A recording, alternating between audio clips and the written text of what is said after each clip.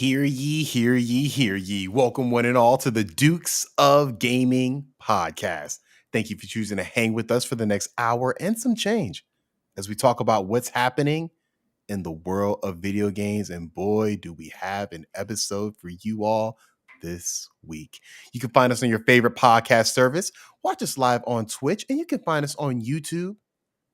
And as always, I have the pleasure of being joined by my fellow Dukes of Gaming, and I wouldn't have it any other way. Joining me first and foremost, he is a Nintendo hater, but you would never be able to tell from his room decor. He plays all his games on hard mode while teaching his students at the same damn time. He is the Duke of Education, Alfredo. Yo, really made me hold my breath there to see whether, it would be me who was introduced first or, another awesome Duke. But I'm so honored to be the first one. Who's going to be first foremost and who's going to be second foremost? And Ben just said it, second foremost. West Coast represent. He's Bungie certified and the tallest Duke by a wide margin. Game design is his passion, hence why he's the Duke of Design. Ben, how are you? Very good. Very, very good. And I'm excited. I'm excited about the future of VR for the first time in a long time. And I cannot wait to discuss it with you guys. I wonder why. I wonder why. And last and least, I make beats, I rap, they're all heat. Plus, I watch anime because I am your Duke of Anime, Thomas. And with that being said, we start the show with the age-old gamer question. What have we been playing this week? Alfredo, why don't you start? Yes, first again. Sorry, Ben. I am playing another very great indie game because I love doing that, called Crosscode. And this is a game that has been on my radar for so long. I've actually tried playing it a couple of times and have bought it for several systems. Bought it for Steam, then bought it for my Nintendo Switch, and every single time I would play like 2 hours, and then I would hop off of it just because, another random game would come out. But I'm finally caught up on my backlog. This one still needs to be completed, and I've been putting it off for way too long. So yeah, so this is a game made with HTML5 actually. So like a really not something like Unity or like Super AAA engine, but it's a game with really beautiful pixel art, and the gameplay style is that it's an action adventure game and the combat is in the same, and controls are in the same vein as if you ever played what's the game called? Thomas, you probably played it. Dragon Ball Z. Fighters? What did the on Game Boy Advance? I can't remember. Legacy of Goku? Yes, Legacy of Goku. Okay. It's exactly like that in terms of gameplay. So like it's kind of like attention. Yeah, so it's kind of like this top-down kind of view where you're controlling your character. You have fighting. It's an action game, so you can shoot kind of like Dragon Ball Z. How you shoot, I don't know, Kamehameha balls. I don't know, but you can shoot, and you can also do melee. You have different elements. You have a skill tree, so it's like very combat oriented. So if you have played Dragon Ball Z on Game Boy Advance, it's basically that exact same thing. So if you like that, this is what this game is. But the actual story and draw of the game is that you are playing an MMO character. So you are a person who in real life, you have a VR set, very Sword Art Online, and you get sent to this digital world and you are playing as the MMO character. But you, for reasons unknown, you don't, you are always in the game, and there are other players that you will interact with that actually do have lives outside of the game, but you yourself don't have that. You, for story reasons, you are only in the game and you're trying to figure out why that is. You lost your memory, classic anime trope, so you have all of that. So so because you're in like this MMO world, you basically have quests. You're trying to complete the MMO storyline, basically, is what it is. You also have, since you're in an MMO, you're interacting with different party members who you'll meet in the story, and you can form parties. They will go to dungeons to you alongside with you. So it's this really cool concept of you're in an MMO world, but you're not playing an MMO. This is strictly a single player experience. The skill tree is very, very good. The combat is very good. The story is pretty good, enough to like keep you coming back. And I would definitely say the yeah, well, I was gonna say, yeah, the story is probably no, the combat is definitely the best part of this game. So if you like that, and if you like puzzles, this is a hard game combat wise, and it's also a pretty hard game puzzle wise. Like it really makes you think, which I like personally. So if you like combat, hard puzzles, games that make you think with like a fun storyline that doesn't really take itself too seriously, definitely pick up this game. I'm not done or anything like that, but I've been playing it for a couple hours now. I want to say like 5 or 6, and I believe it lasts probably about 20-ish, 25 hours, but good game. Very, very fun. I'm impressed that all of this is possible in HTML5. I mean, obviously, I've seen amazing websites created with HTML5, but yeah, very, I guess, rare to see a game like sold on Steam that is made with HTML5. Yeah, and it has great reviews, and the reviews aren't lying. Like this game is, I'm shocked that it was made on HTML5 as well, because like the controls feel really tight, really succinct. Everything about this game, the game looks beautiful too. It's like this pixel art kind of graphics, and it really suits it well. Just everything about the game is very well done. So yeah, I would highly recommend it, especially if you're fans of Dragon Ball Z GBA game. Cool. I've heard of it for sure. I've seen the name around, but I never thought that it would be something that was so engaging like that. So I might have to try it Let out. me tell you, great handheld game. Like awesome. It's great to just pick it up, play for a bit, put it down, especially with the puzzles. If you're frustrated, throw your Nintendo across the wall and then pick it up later. You'll solve it eventually. I do have a question for you. Of course. And it relates to your hate of Nintendo. So you like crosscode, correct? I do. I do like crosscode. So the Legacy of Goku games are heavily inspired by A Link to the Past, like those like type of Zelda games. Like, have you ever experimented into some of the earlier Zeldas? Like, I'd say A Link to the Past probably the most apt comparison. I actually haven't. The closest I've probably gotten is Tunic, which was inspired by, that. But I haven't played any of that yet. I'm planning on getting to it eventually, but yeah, no.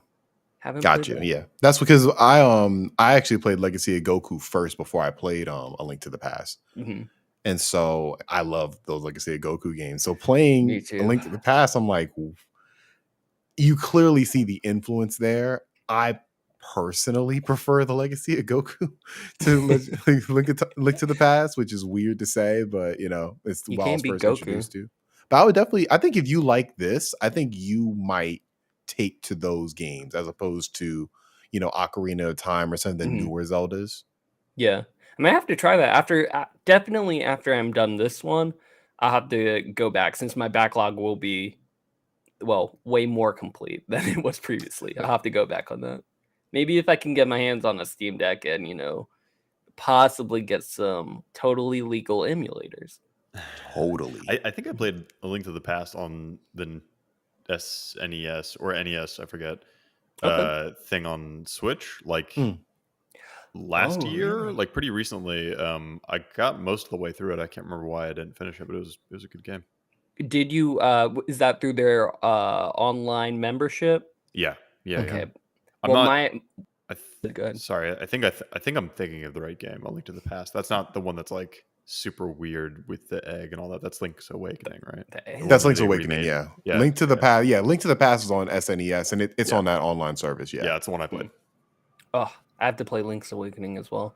But I will say, I could totally also legally pay for that membership and get it that way, or I could also legally go the Steam Deck route. So who knows which one I'll choose. Good to hear. Well, I will definitely put crosscode on my radar because that sounds right up my alley. I'm glad you brought it to the table. Yeah, I think you'll like it a lot. Good to hear. Well, Ben, what have you been playing this week? I've been playing Kentucky Route Zero. I wish Clams were here to talk about this because I feel like this game is just so far up his alley, and I wonder if he has played it. Kentucky Route Zero is a simplest explanation is that it is a magical realist point and click adventure game. This game is very interesting for a number of different reasons. One of the reasons it's interesting is because of its production, the way that it was rolled out. I first played Kentucky Route Zero, the first act, when I was in college a number of years ago, I think 2014 or 15. And it has stuck with me ever since. Like it's just occupied a small space in my brain ever since. And I was like, okay, I will play this game to completion eventually, but it was released in 5 acts over many years, starting in 2013, all the way to I think 2020 when the final act and the whole thing was released on consoles as well as PC. Yeah, so I was like, okay, I'm gonna play the first act. I really love the first act, and then I decided to wait for the rest of it to come out, and I waited and waited and waited. Classic. Waited for a long time. That was me with Telltale, The Walking Dead. And then it all came out, and then I didn't play it for a couple of years. So, but I finally got to it. I've never played a game quite like Kentucky Route Zero. I can say that for sure. It is a point and click adventure game, but it's not. There's no puzzles in the traditional sense. Like there's no gameplay challenge in the way that we typically think of. This is a game that is about its themes and about its mood above all else, and it really has compelling themes and mood throughout. The art is really singular, very angular but striking. It's appears 2D, but it's actually 3D, and they make use of that kind of strange perspective pretty frequently to kind of dislodge you from your comfortable viewing angle of the proceedings. It's very like I'm kind of trying to dance around specifics here because while I feel pretty strongly that there's not like much to spoil here, this is not a plot oriented game. It is a very experiential game. So it is it's a game that you really have to like play and feel and think about as you go. Yeah. I have a question. I got a question. Okay, it's because I initially thought I heard about this game. Everybody raves about this game. I still have not played it, but it sounded like at first it was more story focused. It is. But yeah, it is. Okay, but I guess my question is it more along the lines of a game like Gone Home, where it gives you the feeling that there's this underlying gameplay happening, but it's really a walking simulator that puts its story forefront and for you to explore and uncover things as you go through it. Is that kind of like the feeling of Kentucky Route Zero, where like it's more of an exploratory game rather than a gameplay focused heavy game? Yes, it is.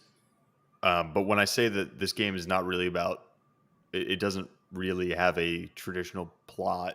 I mean that like tracing the A to B to C of this game is a lot more confounding than it is in Gone Home, right? You're meant to have a holistic understanding of what happened in this story at the end of Gone Home. And there are things that you can understand. Like, so when I say it's a magical realist game, magical realism is a literary subgenre that focuses in on like tangible, grounded, the realist element is these tangible, grounded scenarios, characters, and a recognizable world that is twisted and undermined in subtle, sometimes not so subtle ways that typically go like unexamined within the confines of the work itself, right? So like it's like exploring these mundane things on the surface, and there's these strange otherworldly things happening, but then they get like subsumed into the mundane almost. Oh wow. Okay. It's so it really is like something that I feel like you have to experience it. And I think some of the things that are most special about Kentucky Route Zero is not necessarily like, so this game is long. This game is mostly text. This game is very boring at times. It's strange. It's not scary, but it's unsettling often. And like it just has a really great handle on its mood, and some of the things I can praise the game best for is like, oftentimes when I play it, it gives you the space to think about other things. It gives you the space to think about the subjects of the game, the context of your own life, and the context of the things that you've experienced. It kind of like its vagaries invite you to like smuggle in your own experience into the game. So it's kind of like a philosophical game. Yeah, I think it is primarily concerned with its like I said, with its themes. Okay. Above most other things. Mood and theme, I think, are, have the top spot in terms of Kentucky Route Zero's priorities. Yeah, but like, it's a game that makes you think, but not in like a they really posed that interesting moral choice to me in an explicit way. It's more like things are the way they are, and they make you think of things, and the game moves at a pace that allows you to think of those things, right? Mm-hmm. That being said, like it is confounding in many ways. It's hard to like pin down a lot of the time. It is meandering. It's quite slow. I understand why.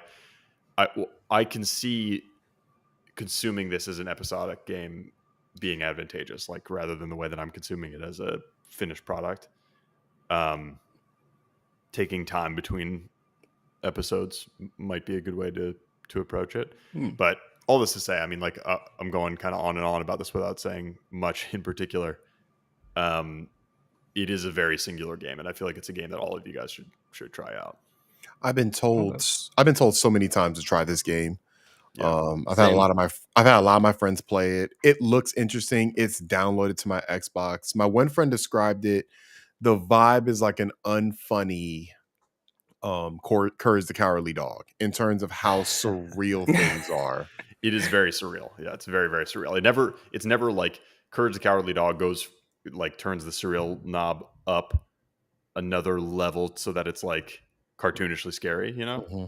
Kentucky Route Zero never gets into scary territory. It like stays in that surreal place forever, which is almost worse because you're like waiting for the shoe to drop, but it never does. I'm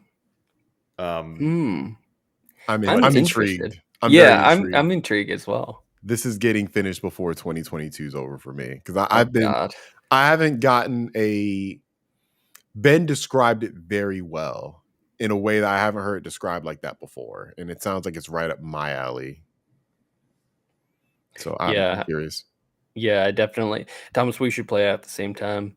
Yes. Let me know when you have time. This is definitely we'll race to see who can finish faster, of course. The game. Like a I'm weak. Had to clarify. This is potentially a good book club game because there's a lot to talk about here. But yeah, there's a lot to talk about. Well, hopefully we get around to talking about it in a more official way. Sounds interesting to me. Thomas, what are you playing? Oh man, pressure now. Okay. So I have always said that I believe that the Mass Effect trilogy is the best trilogy in the history of gaming. Of modern gaming, at least. including the controversial third. I like Mass Effect 3. I just do. But I feel I've been talking out of my ass for a little while because I have never truly played the first Mass Effect. I've watched gameplay of it, I've watched a stream of it, never played it because I always said, I don't want to play a janky ass game from 2010 that the other ones have kind of, to me, like improved upon. Mm-hmm. You know, Same. I was wrong. I feel like I should have played this game a long time ago. I'm about halfway through, and it's, to me right now, if it holds up, it's gonna be my favorite Mass Effect of the three. I love this game. It's really given me more contextual like information to the entire just series. You know, Yeah. because I always knew, like, for example, like I always knew how the Geth were created. I don't know if you all are familiar with Mass Effect, but I always knew how the Geth were created. But to see it contextualized, like me being able to go to Tali and having a conversation with her about, how, sentient, like these beings that were created turn into sentient beings and are, it's essentially turning into a slavery type of thing. It's like I understood that in Mass Effect 2 and 3, but it didn't hit as home as it did playing Mass Effect 1. And Were you right though in that, the controls? Because it sounds like you're there for the story, but what about the actual controls of it? Is going back to one I've been hard switching. after experiencing the other So ones? so I've been playing on PC on the Legendary Edition. And I will say I've been switching because you can switch between using modern controls like that Mass Effect 2 and 3 have made, Oh, and you cool. can switch to the original. And I've done back and forth. Nice. I should have played this game before because I like both ways. I feel Yeah, I feel pretty strongly that the original Mass Effect has the best plot by far of the seems three like it. games. It really does seem Oh, like it. of I course, the only one I I didn't understand. play. Yeah, I understand people's argument that the subsequent two games have better stories because like the NPC stories are better, but the main through line of Mass Effect 1, it never gets better than the main through line of that game in the main thrust of the other two. I mean, like Mass Effect 2, it barely has a plot. It's like an Hmm. excuse to link together all the companion stories That's essentially. a very true statement that I've never truly thought about. You're right. It doesn't really have a plot, but those Huh. side stories are very good. Yeah, Yeah. exactly. The side I stories are never good thought of enough it that that it way, but elevates the whole thing. you're absolutely right. I never thought of it. Mass Effect 2 is one of my favorite games of all time. Hmm. So, but I Same. never thought of it that way. Like, yeah, you're right. It is Same. just like kind of going to and fro depending on what the elusive man's talking about. Yeah, Yeah. You're right. I literally can't even remember the plot of 2, But I but remember going through Miranda's story. exactly, Right. I I remember remember the going side through Jacob's stories. story, and then Yep. obviously my favorite, Jack. Yeah, Mhm. yeah. That's my favorite Mass Effect character in Oh, general. me too. Jack's so And awesome. and Mass Yeah. Effect 3 is somewhat similar, although it has a stronger central thrust because Mhm. it's the culmination of the invasion and all that. Right. But yeah, Mass Effect 1, whose plot, I'm trying to think. I think actually the plot is really, really similar. Like you could make a case that Mass Effect 1 is a spiritual successor to Knights of the Old Republic for sure, because it really follows a lot of the same structure, and much of like the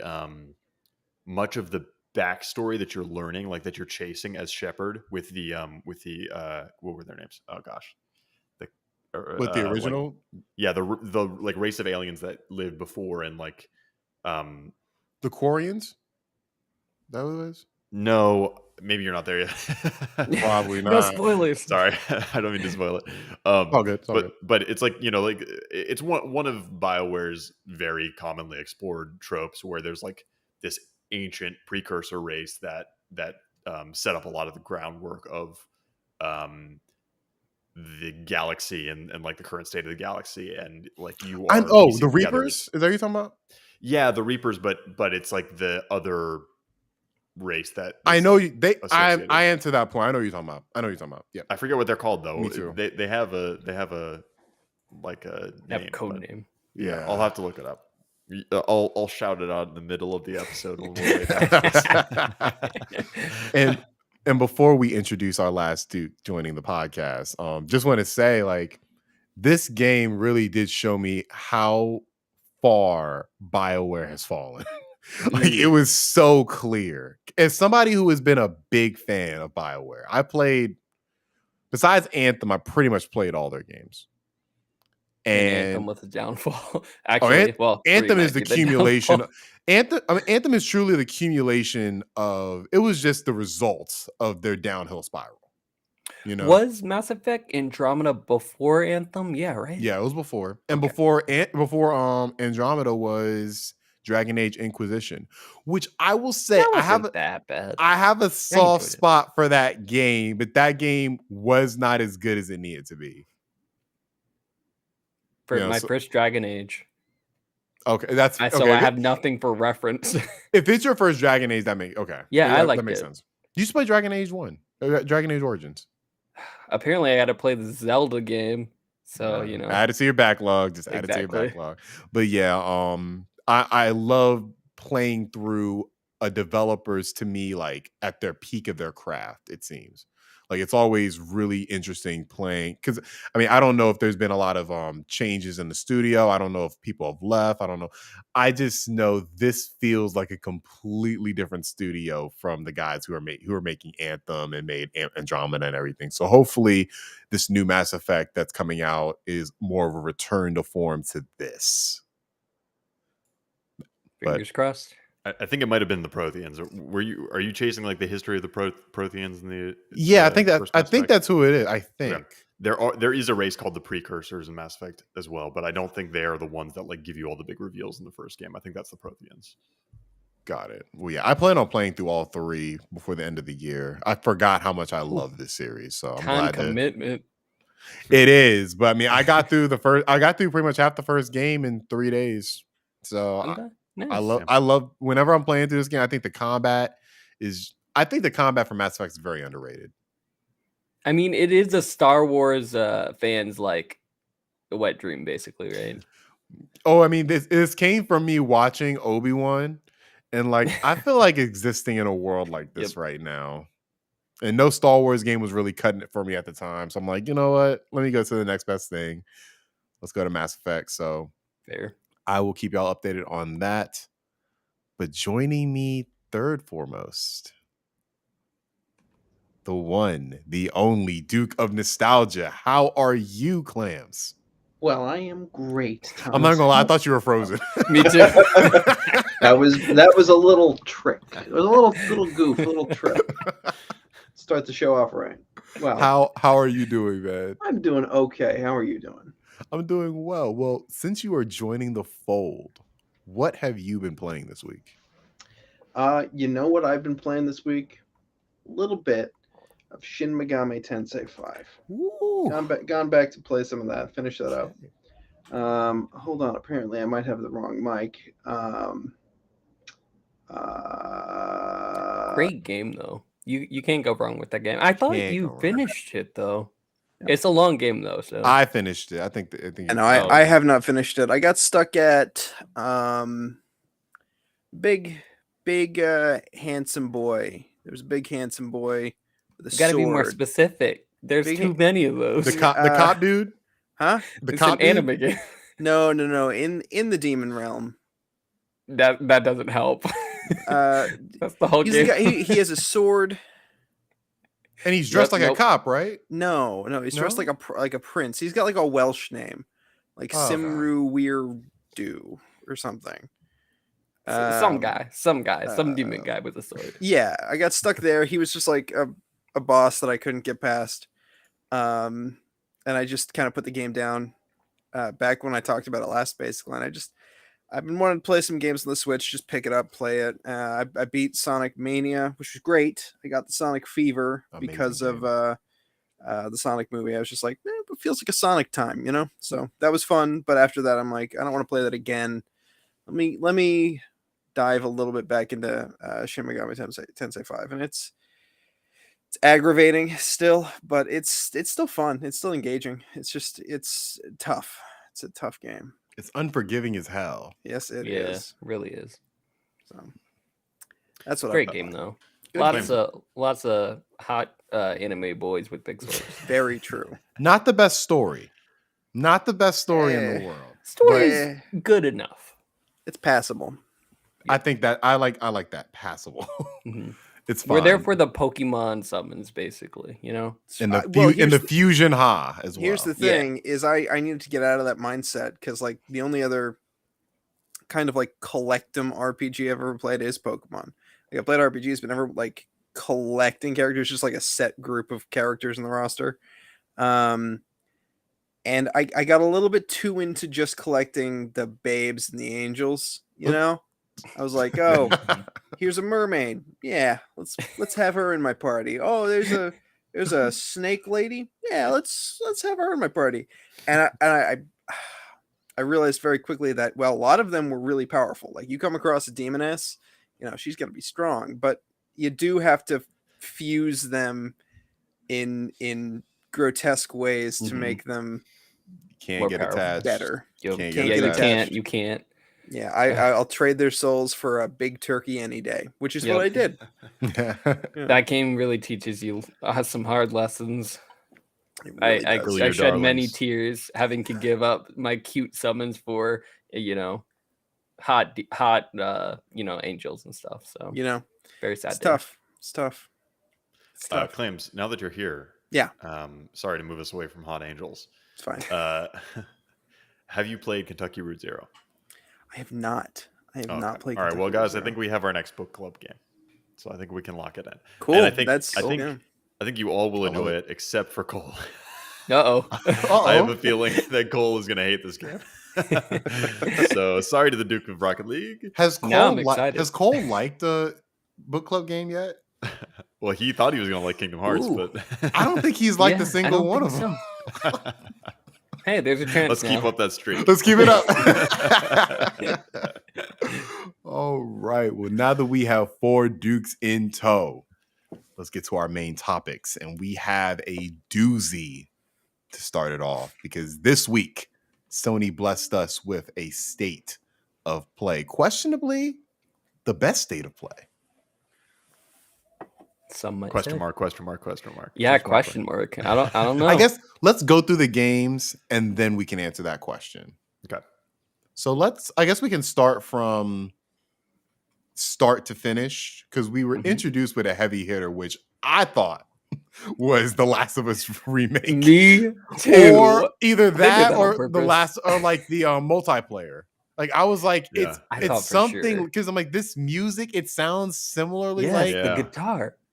And it's like there's a big R on the screen. I'm like, remake? Exactly. All right. Like there's no way that Capcom didn't do that on purpose with the music, with the R for remake. Like, and I will say, I think this belongs to Capcom. Like this state of play belongs to Capcom in terms of like they killed it. Because man, like starting off because we all knew Resident Evil 4 was coming out. It was on that Nvidia list. We've heard it since I feel like last year. Yeah, we got Resident Evil 2 and 3 remake. Right. So I'm surprised we didn't get a Code Veronica remake, but I'm sure that will not happen. Oh, no, hopefully. But what are y'all thinking about what we've seen as far as the cinematics go for Resident Evil 4? It's a bold move in these current times to start your presentation with a date. With the release date. That's true. They kept them coming though. All their trailers had dates or release windows really. Yeah. During the entire state of play. But this one was just so big. It was just so big and bold. Big numbers. Well, they've been really consistent. I don't think any of the Resident Evil remakes have been delayed, or I feel like they've all announced their dates and they've met them. I guess you're right. The only thing that really has been delayed is there's still delayed multiplayer mode for Resident Evil 8. We'll fuck that thing. They need to cancel that. We're talking about the remake, not the VR. one no one wants. I feel like that is done. I feel like they are just like so concerned about it as a viable product.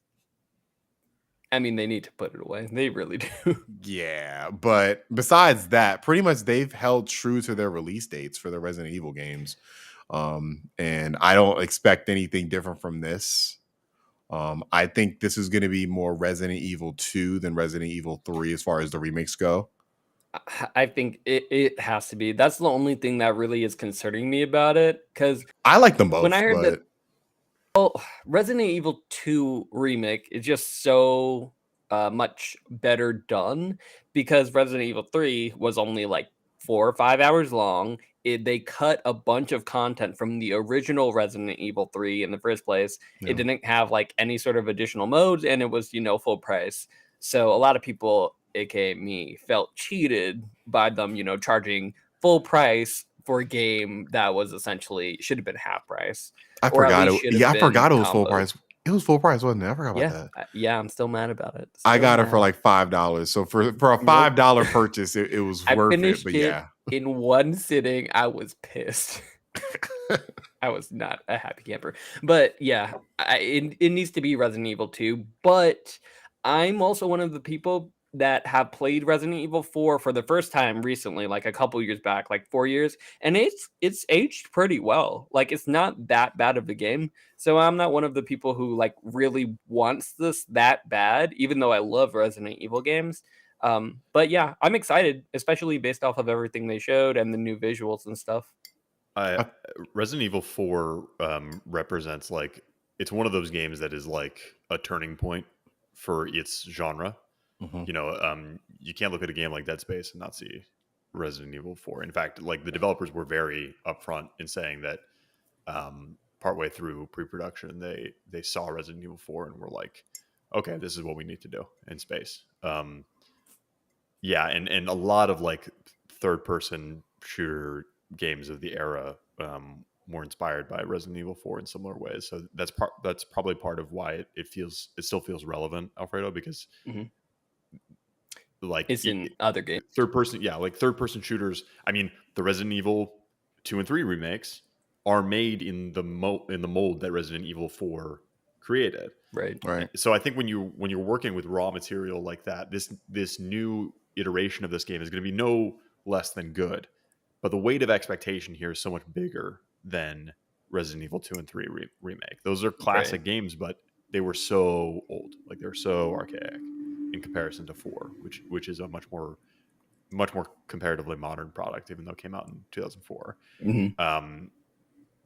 So I do have a not a concern, but I feel like this one could be the one that sours Capcom on the remake idea.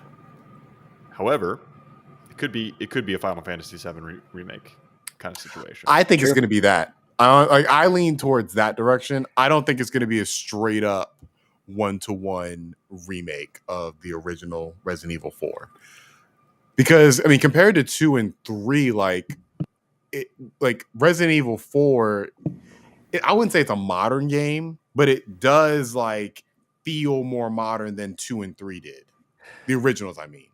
So I do think there's going to need to be something else to really push it above.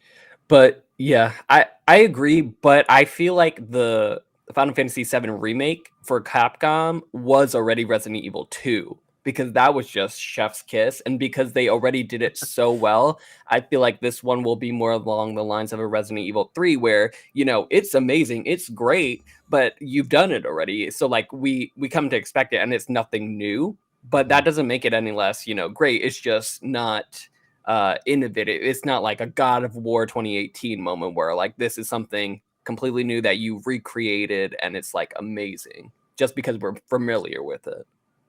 I hope I'm wrong, because I love Resident Evil and Final Fantasy. Also, but I do wish that they did. I want, instead of them just doing the remakes, because it seems like they might go along the rounds of, maybe they'll do Resident Evil 5 remake next. I would love that, because I feel like it stops here. I feel like it stops here. I think this is it. I think all the remakes have been building to this, because I think sales wise, it's probably gonna be the highest selling of all the remakes. Probably. I think it's do all been wish- building towards this. I want them to do something new. I want them to keep making like Resident Evil Revelations. So like I would like to see a Resident Evil Revelations 3 or something like that. That's what I hope that they go the direction of after this one. But I don't know. It seems like they're into the remix. You really hit a point of diminishing returns Yeah, when you are remaking games from the 7th console generation. Like, games have not come so far since the PS3, Xbox 360 generation in terms of their core design that it makes sense to remake them the way that it does with games from the PS2 and prior generations. I don't know. What is Naughty Dog making right now? I understand. That's all I'm saying. This is a good counterpoint, but I would say that we definitely don't need a Last of Us remake. We don't. We But don't it's need- gonna we don't sell need it. gangbusters. And it will sell gangbusters because The Last of Us is a great game. It's Resident Evil 5 on the other questionably the hand. greatest game of all time for a lot of people. Fair. So remaking a game that does not feel all that archaic, that also wasn't that great to begin with. Maybe this is the time to revive the game or like remake it in a new image, right? Really give it a new spin, bring it back into the fold in terms of like less of an action game, more of a horror game.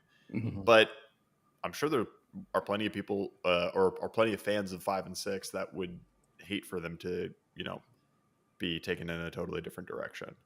Right. So I kind of agree with Thomas. I think the remakes stop here, and if they do more remakes, they remake the classic style Resident Evil games, the side games, Code Veronica, all that. right? Zero. Well, I think they might be go awesome. to I think Capcom themselves might just go to their other franchises. Yeah, I think that's more possible. The ones we can get to the game after this, but I wish Konami would do this. Yeah. Silent Hill. Oh my god, there's so many properties they could do this for, but alas. Capcom, just to stay on topic, Resident Evil 4 and Resident Evil 8 are confirmed VR titles for PlayStation VR 2. Wait, Resident Evil 4 is? It is. I missed that. That was the last thing they did for it. Yep. Which they already kind of did though with Oculus, so I was a little confused. That's why I'm excited about it, because I'm like, go ahead. I think we gotta say Ben was right. You should wait for PSVR 2. That shit definitely looks amazing. Fire. The technology used in it is so clever. The games look playable. You've got No Man's Sky in it, which that's a game I definitely want to play in VR and nowhere else, honestly. I mean, what is it called? The four-rated tracking. Well, you can play foveated rendering, where it just tracks your eyes and just like renders that point on the screen that you're focusing on to save some RAM. It's just that PSVR 2. That's your golden VR coming. I agree with you. Do you wait? No Man's Sky is on VR now, right? Yeah, it is. But it's on PSVR 1. I don't know. I feel like this. I mean, No Man's Sky is already coming out with some new DLC anyway. Mm-hmm. I think the game finally looks like something I want to really get back into.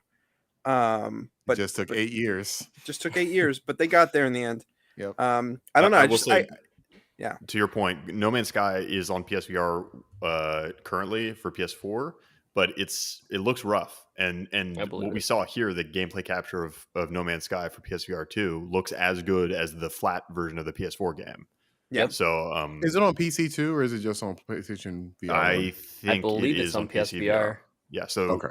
PC VR. Yeah. So I think we're getting up to parity. Like PSVR 2 is going to be up to parity with a higher end, like the Rift VR version of Valve Index. Well, based off of the Resident Evil 8 VR, I was shocked that I was seeing VR content, and I kind of still don't believe it until I actually see it, because it looked like you were playing it on a PS5, honestly, like a flat screen. It did look, and we'll get to the next game where it was more apparent. It did look a tad blurry.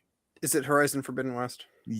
Well, the Horizon. That one did look blurry. Yeah. Resident Evil 8 VR looked good to me. I thought it looked a tad blurry, but God, like that don't matter to me. Like it looked incredible. Like I want to, like I'm gonna play Resident Evil 8 for sure, but part of me wants to wait until PlayStation VR. I think you have to wait now in order to see Lady Dimitri, whatever her name in her 10-foot Yeah, glory. exactly. Vampire mommy. If you put this PSVR 2 footage side by side with the PS5 footage, you would see the difference. But I think a lot of this is a testament to how good Resident Evil 8 looks just in general. Yeah. It's a very good looking, very, very good looking PSVR 2 game for sure. Yeah, it's going to be a great looking PlayStation VR 2 game. I can rest assured of that in terms of how it looks, because man, Alfredo's right. It did look impressive. It looked a little blurry, but not enough to me to not be impressed by it. The next game we should talk about is Horizon Call of the Mountain or Wild? Call of the Mountain. Thank you. Yeah, Call of the Mountain. I am very excited. Even though it looked a little blurry, it looked a tad blurry, especially since I've gone back to playing Horizon a bit, just trying to clear up some of my extra stuff. Yeah, it looks a little way more blurrier than Forbidden West. But can I also say, because here's something I thought you were going to say, is it looks a little bit more like a VR game, you know? It does. Yeah. Half-Life Alyx, I don't think it's going to be. Okay. But but just to exist in that world, and if potentially getting a focus like in VR, that sounds right up my alley. Cool. Yeah. I think in terms of the visual style of that, I'm sure there are VR games that exist that have a art style like that. I consider Horizon to have one of the best art styles I've seen in games. Sure. In general. And to put that in VR, I think is going to be really compelling for a lot of people, including me. I might hold off a little bit on it. To be honest, I'm still after the showcase, because we got Resident Evil all VR, we got Call of the Mountain VR. It really didn't seem like, from what Sony said, hey, the state of play is going to focus on PSVR 2 games and third-party games. I thought we would get a lot more VR games announced. But I'm sure they're going to wait until, a PSVR 2 showcase for more of that. But right now, none of them really spoke to me personally in a way that made me go, I have to get a VR 2 unit as opposed to just an Oculus. So I'm personally still on the fence, because Call of the Mountain I thought was going to be that game, and it didn't seem exactly how you were saying, Clarence. It seemed like a VR game. Yeah, I agree with that. It definitely... I was expecting us to see Half-Life Alyx here. Like I thought that was a shoo-in to get shown here, and I'm debating whether it's even going to be on PlayStation VR 2. I personally doubt it, but there's one question that I need answered about Horizon Call of the Mountain before I get excited about it. That question is: does this game have free locomotion? Can I use the analog stick to walk around wherever I want to walk around?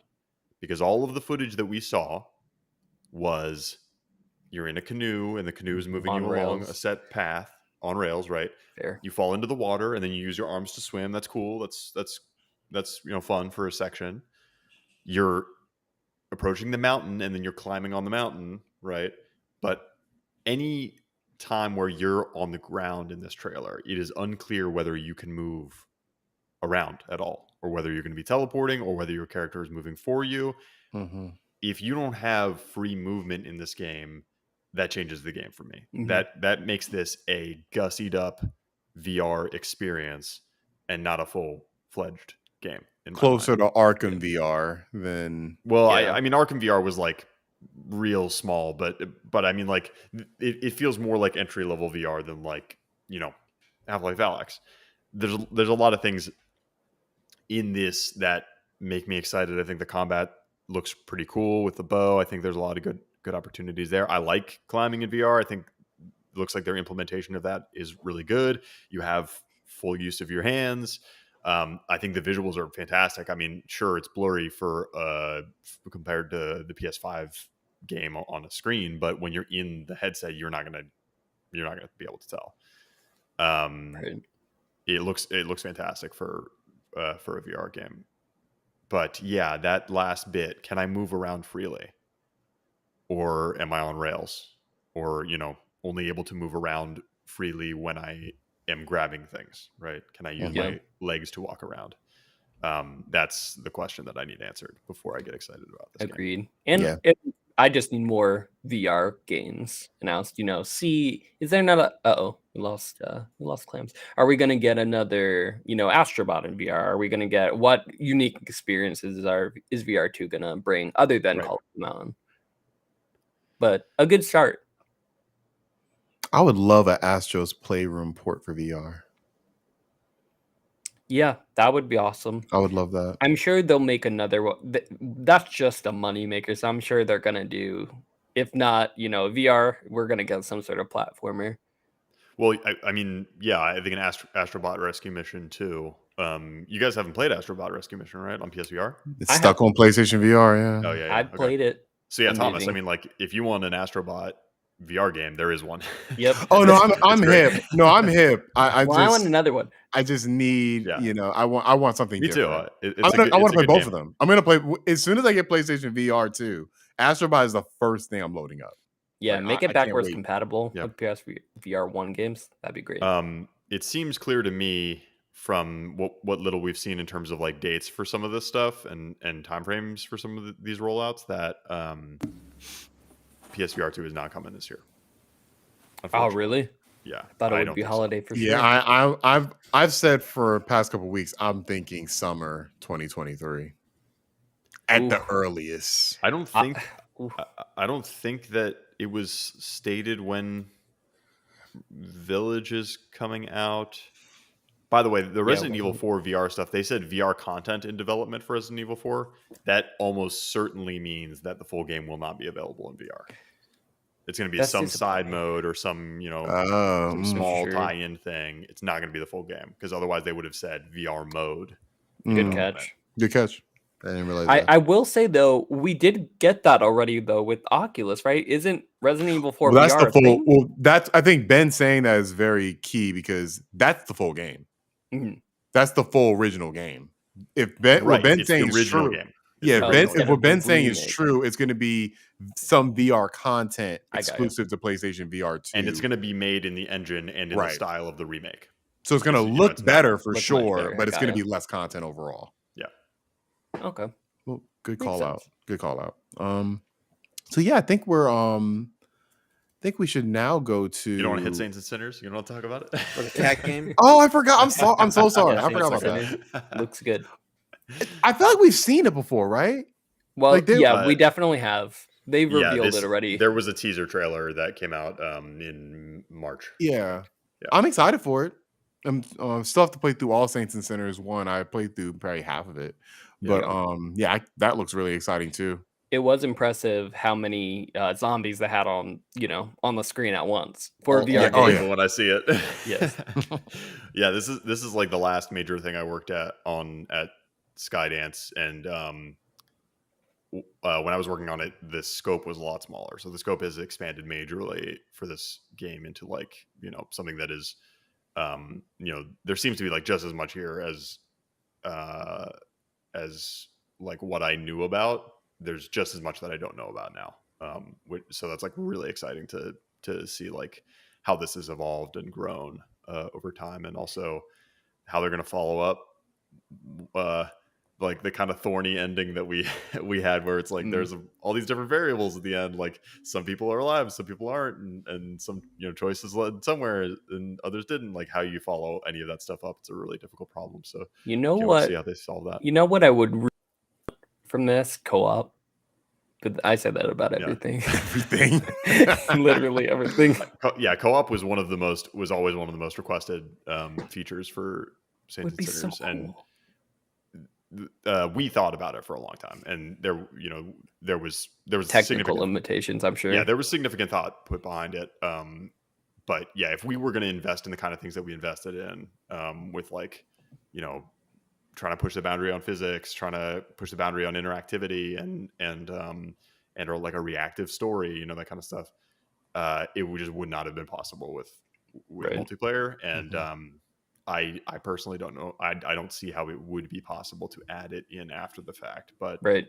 Never say never. I haven't been at the studio for over a year now, so it's totally possible that that's back in the conversation. Hey, there's always chapter 3. Yeah, right. There's always chapter 3. Now we have a chapter 1. We have a new. We've seen this game a lot. Ben has it on his fantasy chart. It looked pretty interesting to me. Of course, I'm talking about the PC PlayStation 5 exclusive Stray.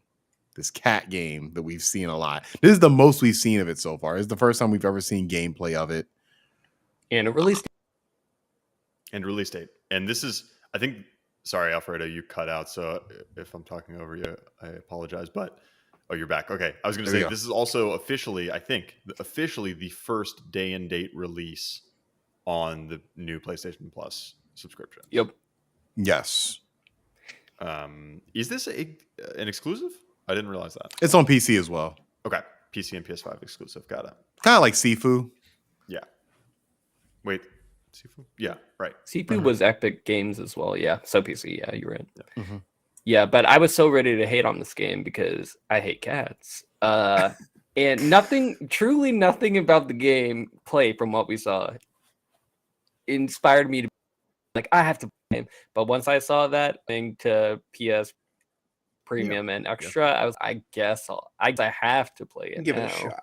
At least give it a shot. This game gives me Unravel vibes. I love that game. Really? Oh, you do? Okay, good. It looks really good, and it's got a cute premise.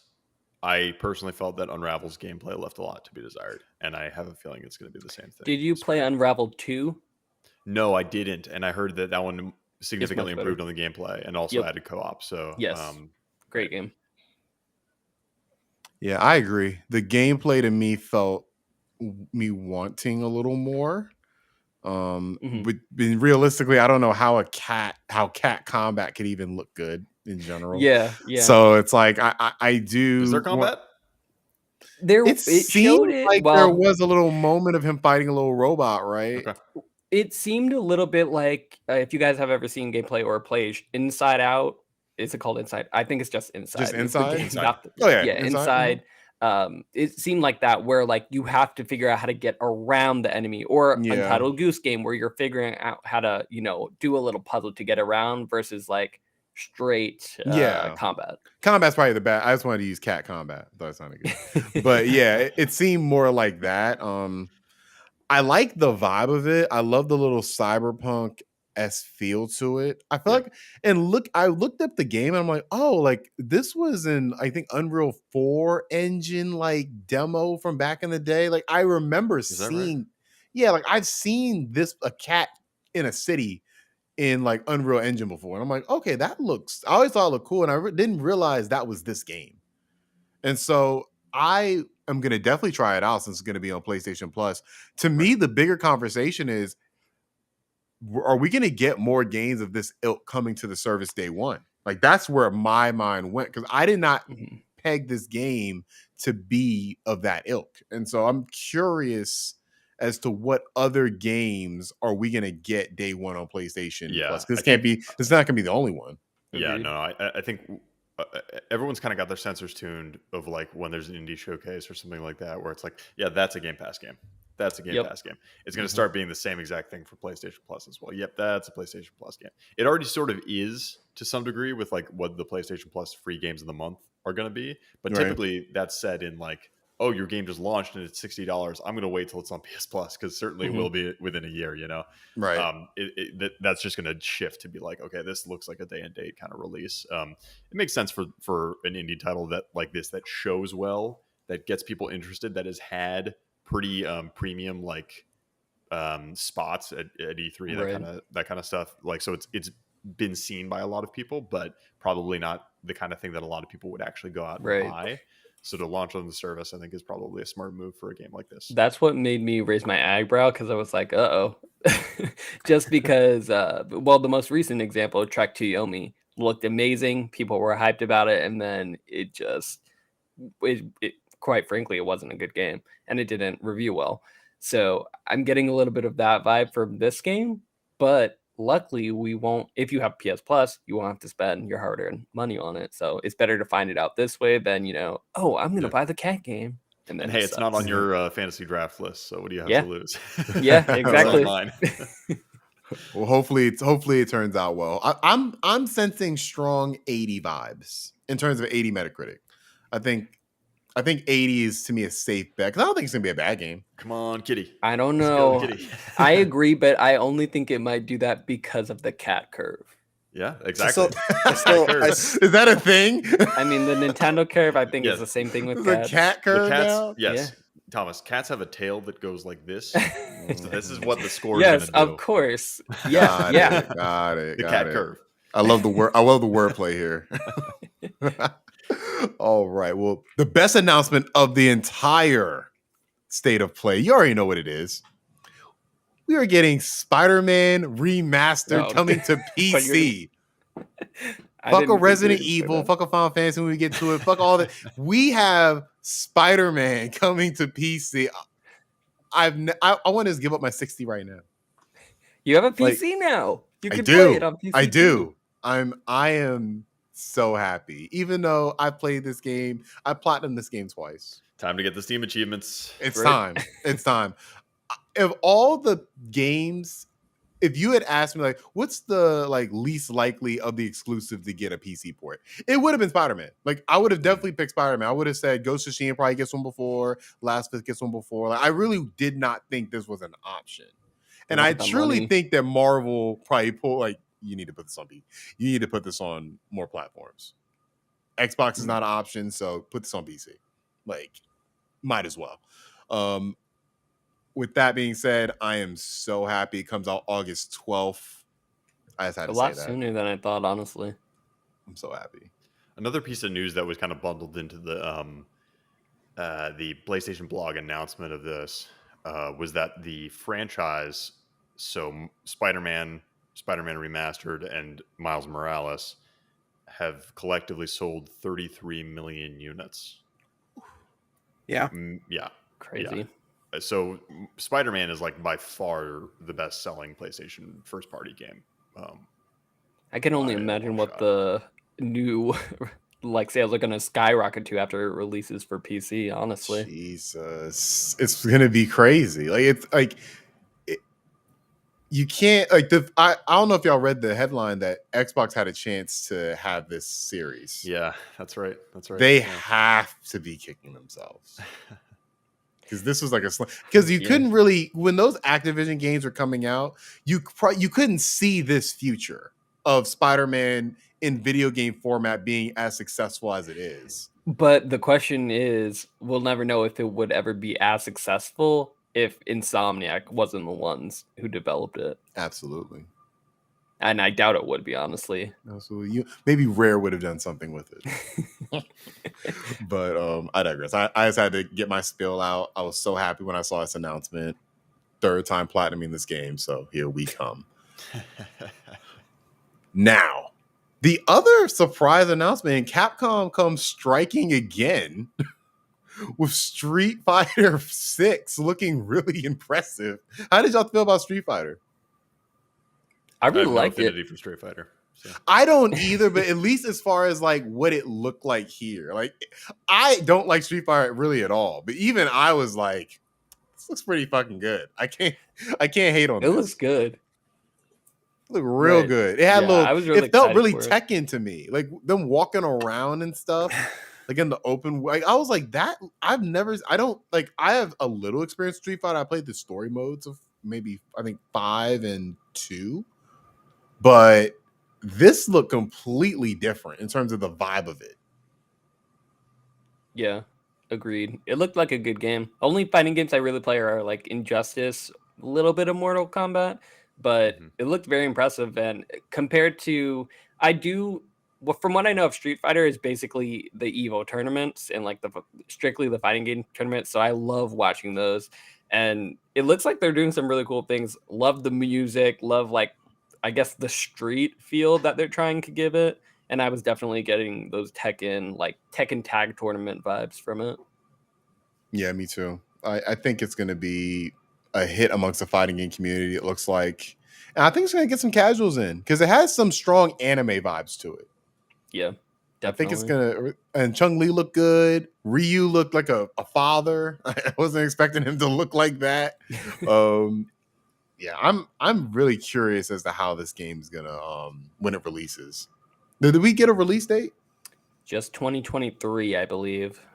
Got it. So we probably won't see it for a little bit, but glad we saw it here. There was a couple other smaller ones. The guys from Ali World are making a new game. Roller Drome. Oh, I didn't know they made it. I'm psyched for that one. It's the one that has like Sable's art style, and it like is a like a third person shooter where you're rollerblading. Looks so good. I am going to hold out until I see more. I'm buying it. It looked cool, but it looked a little janky at the same time. I loved it. It's my type of game. I'll buy it day one. I'll let you guys know. What'd you think about it, Clams? If it's the game I'm thinking of, it looked pretty cool.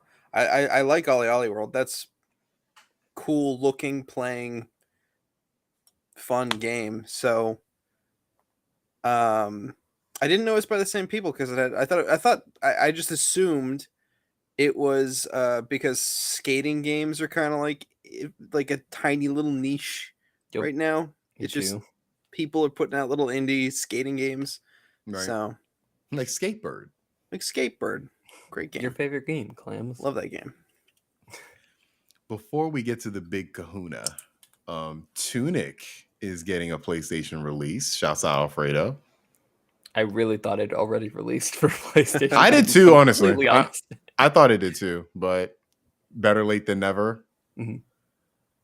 And the last big one before the big one, the Callisto Protocol looked good, y'all. Yeah. Like that's honestly, and I'm shocked to say this, it's my game of the show. Like that looked insane looking. And we got a date. It's one of my picks for December. I think I said on the podcast, if I don't see anything about that game soon, I think I might have to drop it. I'm holding on to that game for dear life. That game looks it looks like I said before, it looks like the best parts of Last of Us Part 2 in terms of the visceral violence and visceral like horror mixed with obviously Dead Space, the original. I am so excited to see this game. Hopefully it doesn't get delayed, but what are y'all thoughts on it? Yeah, it looks like a grittier Resident Evil. I'm just scared. I can easily see it just tipping right into 2023 maybe. I'm hoping it doesn't because I want to play this game as soon as it releases. It comes out the day before my birthday, so it better not get delayed. Meant to be. It's a sign. To me, this looks like everything we hoped it was going to be. You know, the spiritual revival of Dead Space. I think it looks really, really, really solid, and I'm very hopeful. Me too. Yeah, I'm super excited. Is it a PlayStation exclusive? I don't think so. It's not? Okay. It's on everything. They also mentioned somewhat recently, they put out a bunch of screenshots a couple of weeks ago, and the creative director or executive producer, I'm not sure, clarified that they had said that it was in the PUBG universe previously. Right. What that means, I don't know, because I have no idea what PUBG's fiction is. The lore of PUBG. Yeah. Now it is no longer in the PUBG universe.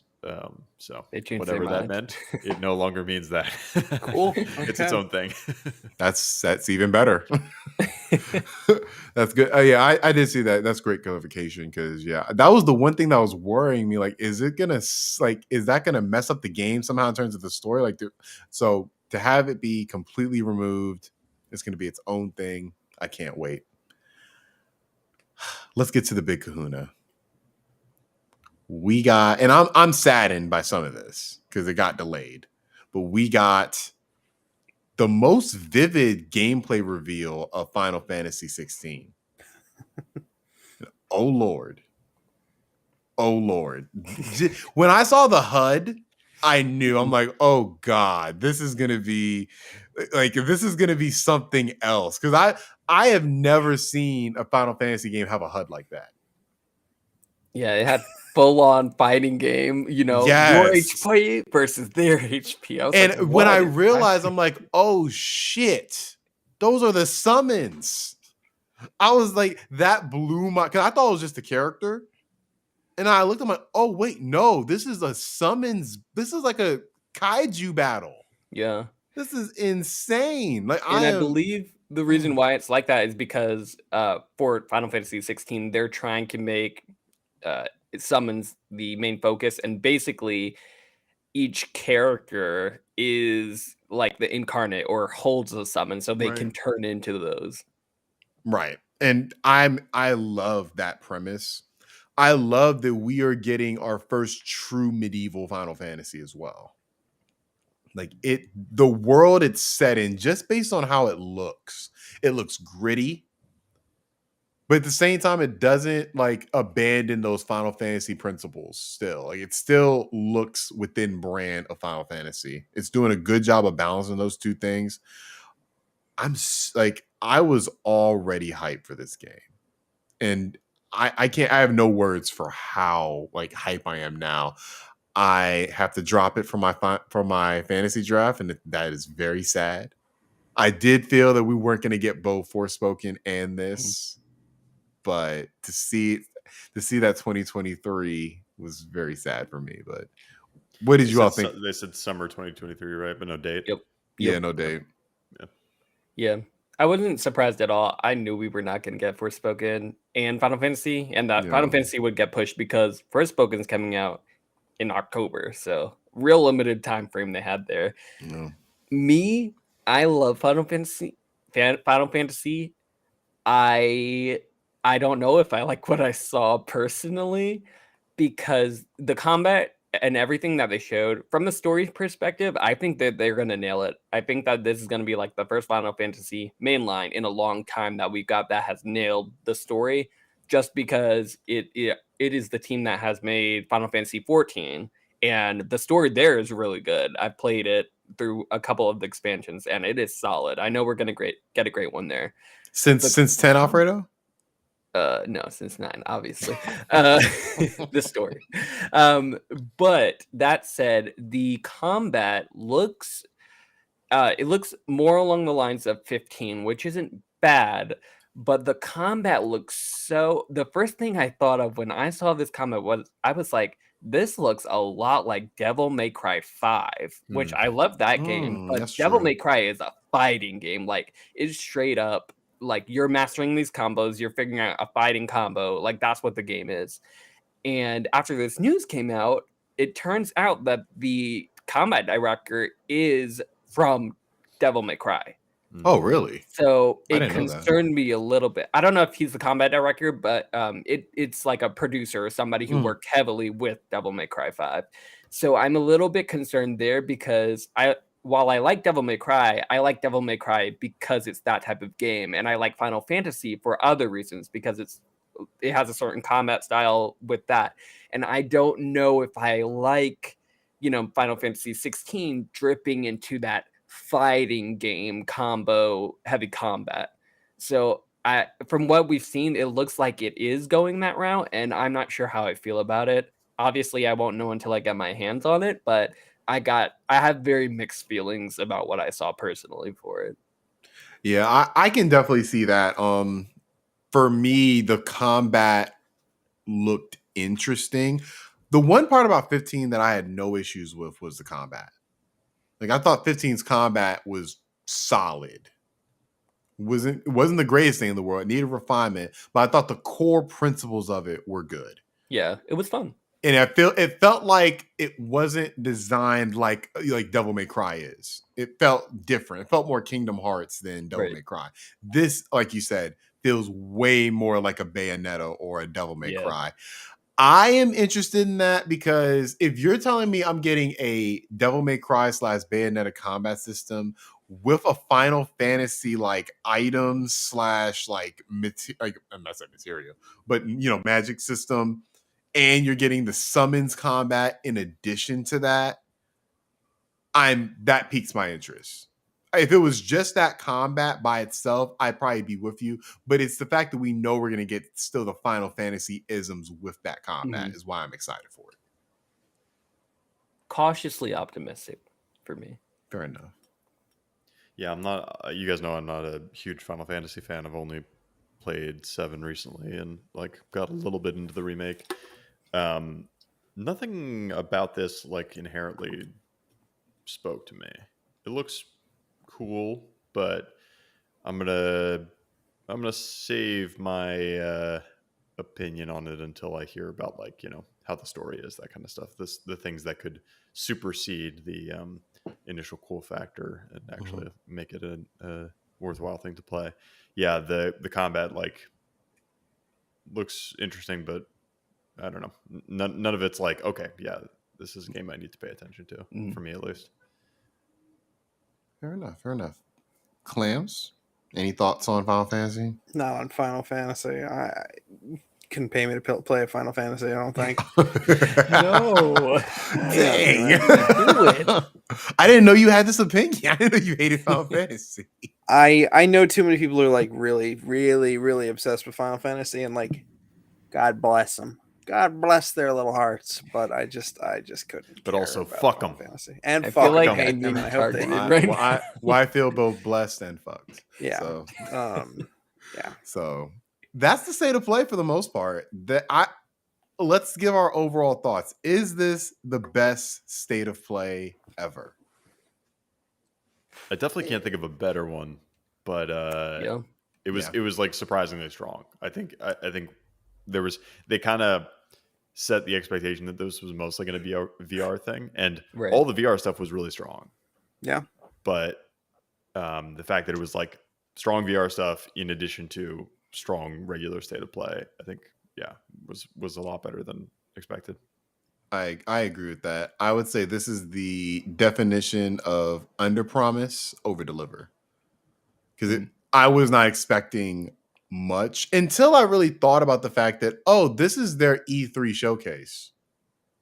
Like, we're probably not going to hear anything from Sony besides this. Yeah, we will actually.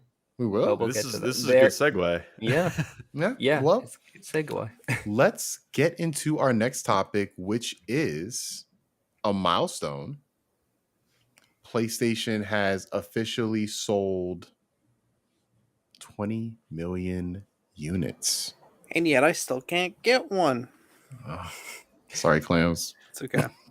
They're trying. They're looking out for you. They're planning to ramp up production more this year to meet demand. I saw ads for the special editions, the colorful PlayStation 5s. Saw ads that were like, buy directly from PlayStation. So that's a nice gesture to people who want PlayStations. But it's gonna be one of those events that's you're there moment it starts and it's already sold out. Yeah. Clams, you missed your opportunity. You had to get, what was it, Walmart Plus? Walmart Plus launched this past weekend, or it might have been this weekend, and they were giving exclusive PlayStation 5 purchases to Walmart Plus members. So you just missed wait, is it like a streaming service? Like, what is that? No, it's basically like Amazon Prime, but for Walmart. Why does everything have a plus? Well, if they don't got a streaming server with it, I don't know. I need some Walmart original programming there. That'll be Walmart Plus Extra, probably. There we go. There we go. Walmart but I feel like 20 million, that's an important milestone. I don't know where that compares to PlayStation 4's Trek. They had some data on it, actually. So they were saying it took, I believe, 9 days for them to sell 80,000 of PS4. Of PS4, 80,000 PS4s in 9 days, and I believe they sold that same amount in 1 day for PS5s. Oh wow! So that's what they're using to kind of compare right now, and it really just seems like exactly like Clam says, he can't get one. So like, there's not enough supply to meet demand. Well, it said okay. Sorry. From the GamesIndustry.biz article that you're citing here, it says Sony said that the PS5 during its first full financial year took 82 minutes to sell 80,000 consoles. Oh, while it took 9 days for PlayStation 4 over a comparable even period. Shorter. That's crazy. So I think when the stock is available, these things are selling like crazy, which nobody's surprised about. Oh no. But how much of that do you wonder is the style of it, how it looks? Because the PS4 was just a block, and I think there was a lot of hate back then. It looks sexy. What? The PS4 looks sexy. Come on now. No, the original PS3, sleek curves. The piano thing. What? The piano looking thing. That thing was beautiful. I loved the PS3. It was a piano. It was a piano with the Spider-Man font on it. Beautiful. I hated the later one that was flat. I hated it. Yeah, that would suck. No, that would not did suck. And then the PS4 was it's sharp. The PS4 is sharp. You could poke your eye out on that thing. Yeah. So the PS5 is sleek. It's sensual. I could lick it. It looks Ionic. like a router. It looks erotic. Yeah. It looks like a spaceship. It's Ionic, which is the vaginal equivalent for phallic. Yeah. Yeah. So how much of like how quick it sold compared to the PS4 do you think is due to the fact that it looks like a cock? At least half clams. I want to meet those people who buy it exclusively for how it looks. Like they don't even want to plug it up; they just want to have it. It's a pretty system. But I feel like I've heard more naysaying about the PS5's look than I ever heard about the PS4. Especially because it's so big. It's so huge. It's audacious. It's audacious looking. My PC is huge. Like PCs are big, But most people don't put their PC underneath their TV. Yeah, that's true. Exactly. It's got to look sexy in their living room. Yeah. I think it looks ugly. I've always held back that it looks so just audacious. To each his own, of course. But yeah, I mean, I'm sure that accounts for some of the sales for sure. But 20 million, that's a lot. Is it possible this could be the highest selling gaming console of all time when it's all said and done? Obviously, other factors, of course, like the chip storage and everything. But I mean, honestly, I could see that easy because we know a different company is very good at limited supply to push their product. Nintendo, they used to really play with the, oh no, I can't get this game for like 2 weeks. Now I can get it. And Sony, for whether it was purposeful or not, probably not. Honestly, the demand outweighing the supply is only making it more and more desirable. So, like, I could definitely see it becoming one of the best selling systems of all time. I can't remember any tech device that after almost 2 years you still can't find. Yeah. Like I've seen even a year you can't find maybe an item. I remember the Wii was hard to find. Mm-hmm. Yeah. But this is to me like unprecedented. Yeah. It's the chips shortage. That's definitely the biggest factor. But even if there wasn't a chip shortage, I feel like it still would have been hard to get for a pretty long time. I feel like the chip shortage prevents this, despite the demand. I feel like the chip shortage prevents this console ultimately from even reaching PS4's lifetime sales. That's a gut feeling. I mean, we're still very early in the cycle. The Switch, I think, can easily pass PS4 by the time it's done. It's still selling extremely I bet on that. PS4's sales have slowed down precipitously since the PS5 has come out. I'm looking at the top console sales of all time. Of course, PlayStation 2 is still well over 150 million, which I personally feel like is never going to be topped. That's like the Wilt Chamberlain of gaming systems. It was perfect for when it needed to come out. Right. And that DVD drive was so essential to why it sold that much. And the PlayStation 5 doesn't have that advantage because it does have a really good 4K Blu-ray player, but physical media is at an all-time low in terms of interest right now. It's not just that though, but like the competition at the time was, you think about the landscape, the console Dreamcast, landscape, and not only the console landscape, but the PC landscape, right? Mm-hmm. And how much weaker that was than it is currently. Yeah. The difference between getting an Xbox Series X or a PS5 versus getting a PS2 or a GameCube / original Xbox, it's night and day difference. Like getting a Series X is not that big of a decision versus a PS5 compared to what it was back then. And looking at like the sales of Xbox and GameCube, which were the contemporary consoles for PlayStation 2, competitor consoles, Xbox sold 24 million. GameCube sold 21.74 compared to PlayStation's 155 million.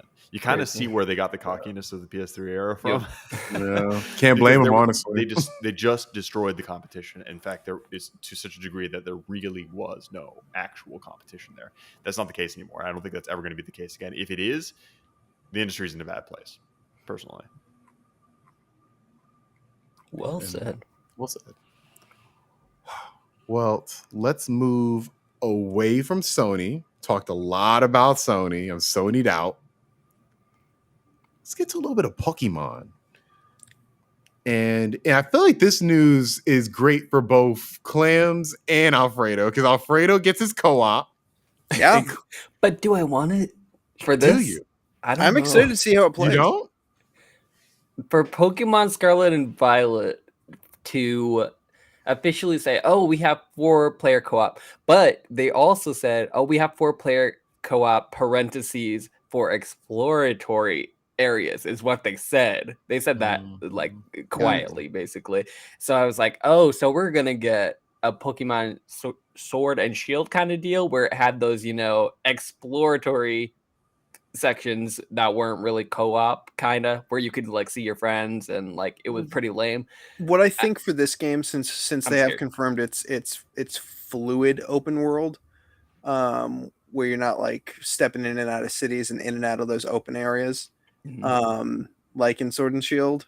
I think what they kind of mean there is like you can't interact with you. There's going to be a part in the game where you can start exploring. You have to get a certain number of badges or something to do it.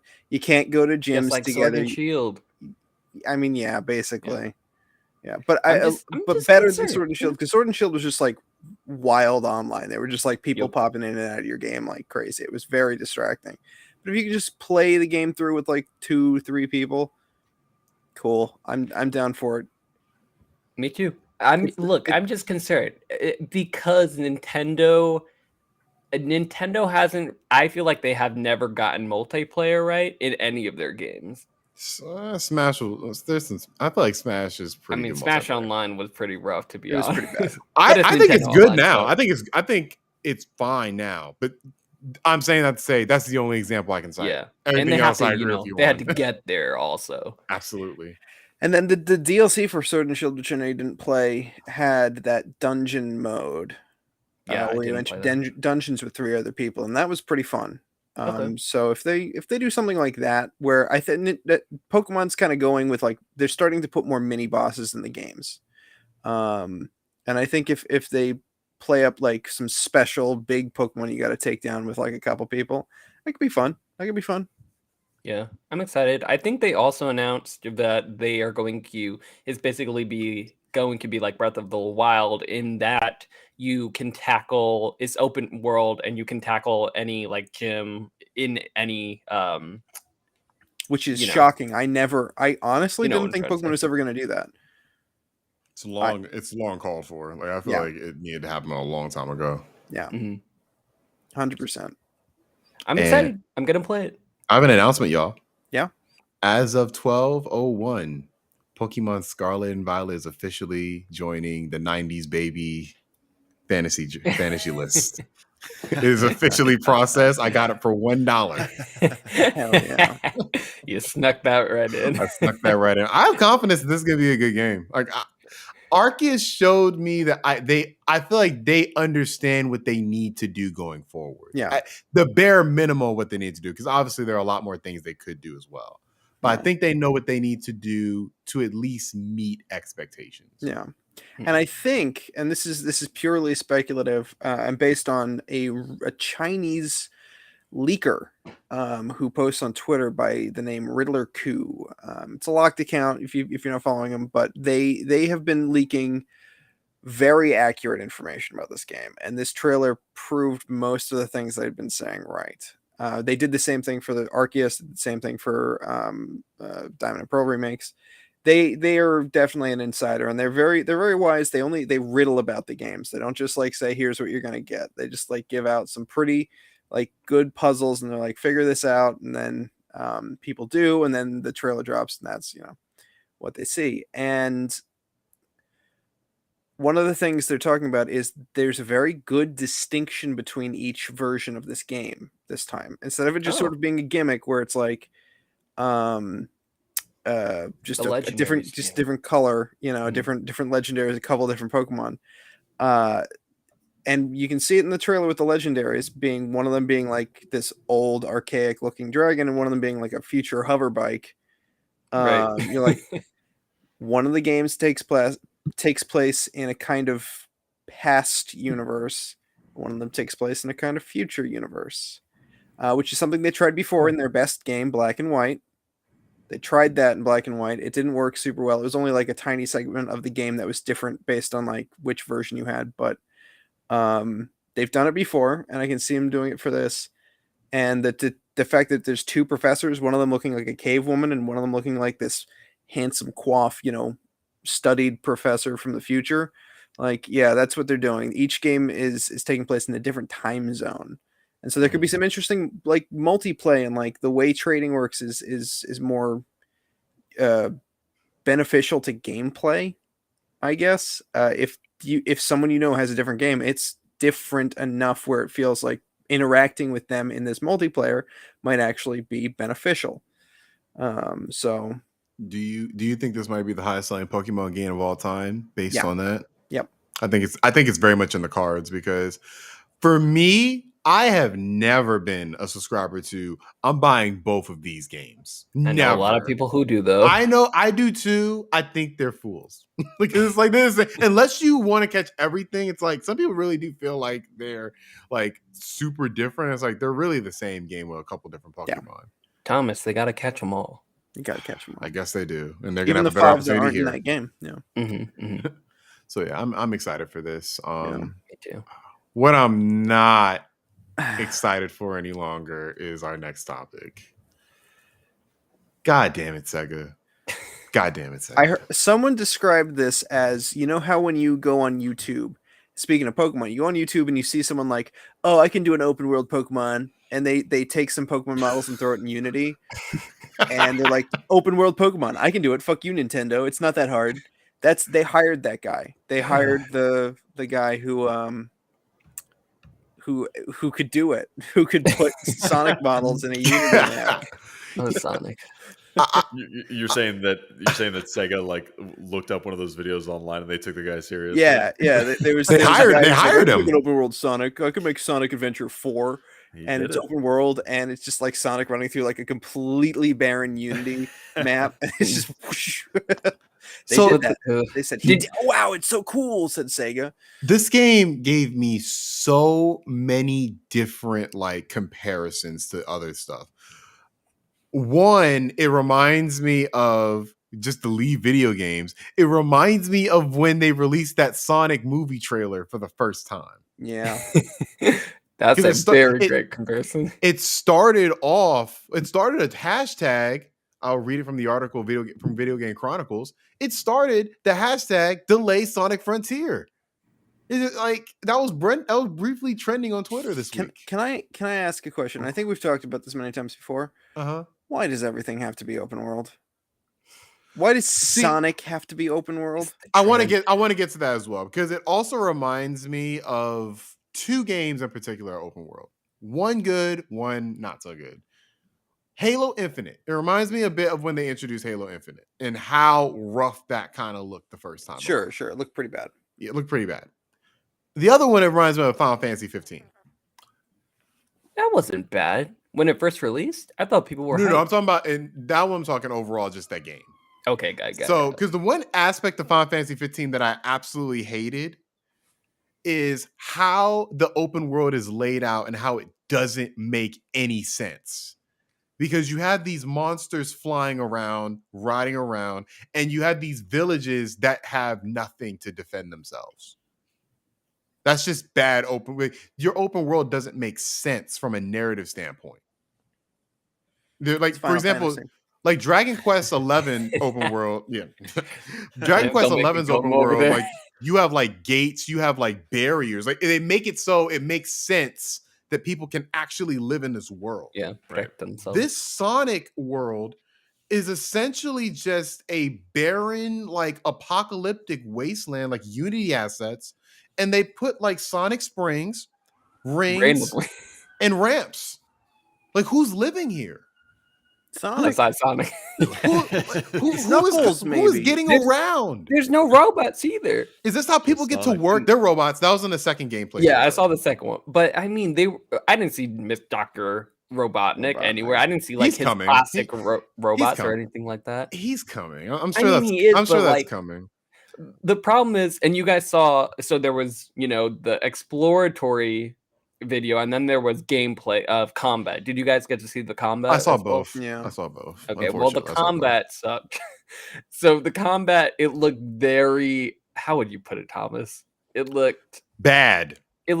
The combat did look bad. That's the best way I can put it. You would be hitting these enemies like what seemed a ton of times, and like there was no real feedback. There was very slight feedback. Sonic's moves seemed useless. They kept doing this one single move to like it was like a puzzle battle kind of where you had to like basically do a certain move to expose it and then attack it a million times, but it went on for way too long. Like you were fighting the same enemy for 5 minutes. Have you played Sonic Adventures or Sonic Heroes? I actually Sonic just played Heroes Sonic I have. Adventure 2 a couple days ago. I was And testing out the Steam. combat in those and the maps in those are so tedious. I used to really like Sonic Heroes. I disagree with you on Sonic Adventure 2. I think Sonic Adventure 2 did good as far as Sure. when Sega was making their consoles and Sonic was going on them, they were putting some effort into them. But as soon as Sonic just started getting booted over to everyone else, I think they just stopped caring. They're Honestly, like, yeah. Sonic Heroes a combat better than what I saw for Sonic Heroes has. I disagree with you, Connor. Sonic Heroes actually has good combat. What I'm saying though, you look at the combat in Sonic Heroes, and it's just that bounce move over and over and over again. And sure, it only takes like 3-4 hits to kill an enemy, but it's the same thing. right. Yeah, It's the same. It's just in But their it didn't mind, look in clunky, though. Sega's mentally disturbed mind. They're blogging about why Sonic needs to be open world. They said, "Oh, how do we make this harder?" And it's a trap. I think a lot of game developers who want to do like big cool things fall into is just make the enemy got a lot of HP. But not like this, Clamps. You also forgot the piano cues that are throughout this trailer. I was like, how dare y'all? How dare you try to take some Breath of the Wild influence? How dare you? Like, I was so like, I don't know. Ben, what do you think, man? Yeah. You love I'm at a Sonic. loss of You're words, Sonic's man. biggest fan after all. I could not give less of a shit about Sonic. The funny thing about Sonic is that I really loved Sonic when I was a kid. And yet, I could not give less of a shit about Sonic if you paid me to. I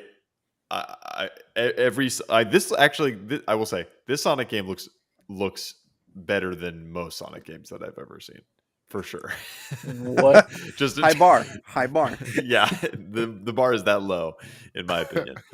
With the exception of the 2D games, which were the games that I really loved. Well, I wonder. I wonder how much of this Sonic, this horrible Sonic idea, honestly harkens all the way back to the Sonic, the Nintendo Sega beef, because Mario is a 2D platformer that can transition pretty successfully into 3D. The jumping mechanic just works in 3D. Here's my Sonic going fast. Mm-hmm. That's his mechanic. He goes fast. That's another thing. He seems slow. He does To seem me, slow. didn't he? Like, In I don't. Sonic Frontiers gameplay. I disagree with you, Clams, that I think Sonic in 3D can work. Like, I disagree fundamentally. I think it's going to ever be as good as Mario's Best Day? Of course not. But I do think it can work. This is just a bad like game. Look, Well, to me, it looks like. But also, this game is not biting off of Mario. This game is biting off. Of No, Breath of the Wild. I'm just saying, like, the fact that Sega thought that they had to compete, and they probably did, but they had to compete with Mario by putting him in 3D, may have ruined some of the best aspects of what made Sonic cool. I'd like to say Sonic went 3D first, though. Mario went 3D. Sonic first. 3D Blast. I'm pretty sure that's before. Before 64. When did Saturn come out? Is that before or after 64? 64 wasn't it the first 3D platformer? It was the first 3D platform. I'm pretty sure it was. Game. Yeah. I'm going to verify that. Yeah, I'm fact checking right now, or I'm trying. Because I say technically because Sonic 3D Blast is a horrible 3D game. It's not true 3D, but sure. I think it might be before, but I might be wrong. Well, whatever the case, like, I just beat Sonic Mania with all the Chaos Emeralds, and Sonic Mania is a stellar game. It's not complex. It's not long. It's just it's a good Sonic platformer. It takes all of the best of what makes Sonic a good 2D platformer and notches it up a little bit, makes it a little bit more interesting, a little bit more the way you utilize your speed in different ways and you're bouncing, and it's just tweaked in a fun way. It's a really fun game. It's probably the only Sonic game I will ever want to replay, because it was a good challenge. There's plenty of good platformers. Like, I mean, Shantae isn't the most complex game, but it's a finely tuned little 2D platformer. Another Sega store. I think they're Sega. No, they're not Sega. They were on the Game Boy though. But they're a nicely tuned little game that I could replay. If Shantae went 3D, like so many of these weird platformers want to do, I think it ruins a lot of the fun parts of the game. But I disagree, because Mario, I think if you gave Sonic Team Mario, you would get a very mediocre game in 3D. Oh. Like if you gave Sonic to Nintendo's Mario team, I think you're going to get the best Sonic game ever made 3D wise. Like, I don't think, like, I think that this is all to do with direction and the developer. I don't think this has to do with the idea that Sonic can't work in 3D. It does confuse me, though. It does confuse me because Sonic Mania is kind of like a little miracle child, because they hired Christian Whitehead. Yeah.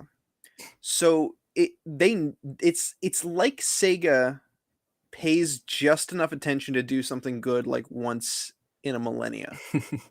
They do have Atlas. They do have Atlas. Yeah, they do have Atlas. Let's give them credit for that. Sure. But yes, overall, you're pretty much right. It's so weird, especially since it's their mascot. Is he?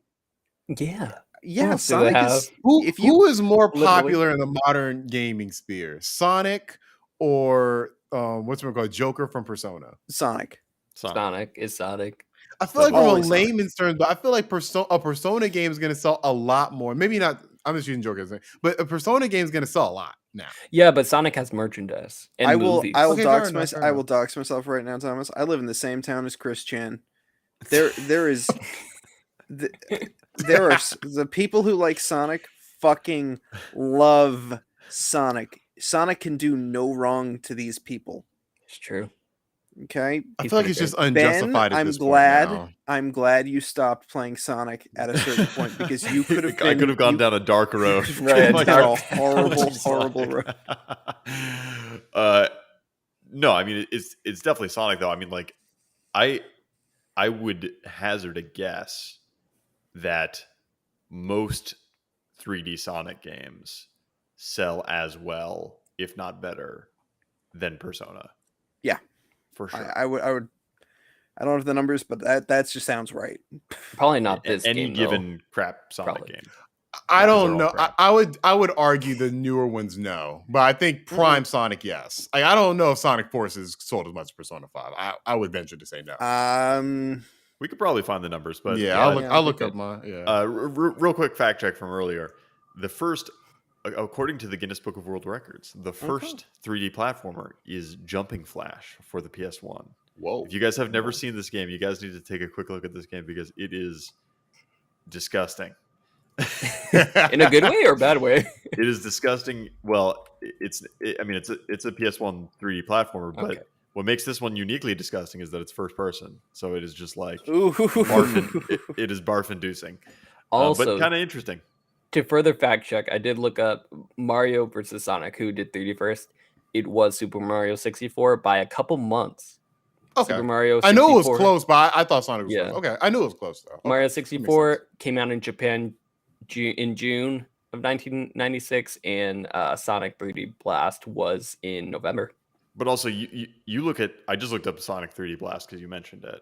You look at Sonic 3D Blast next to Mario 64. Oh yeah, I put the caveat. I put the caveat. I'm not talking about the quality of it. I'm not putting the caveat of it. The quality is bad. I'm not arguing that.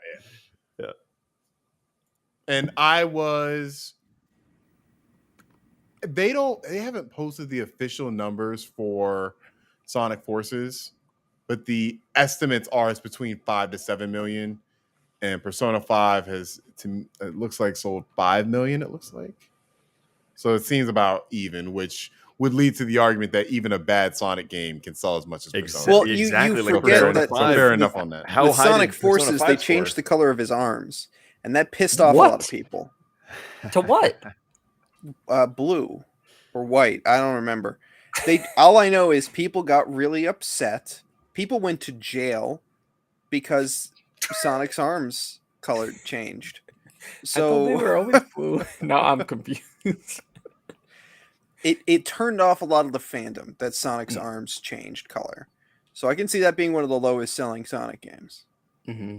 Remember when Sonic had teeth?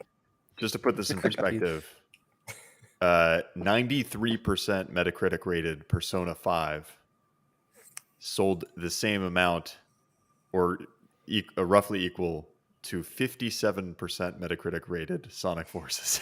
There you go. Sonic is way more popular than Persona. Not even close. That's sad.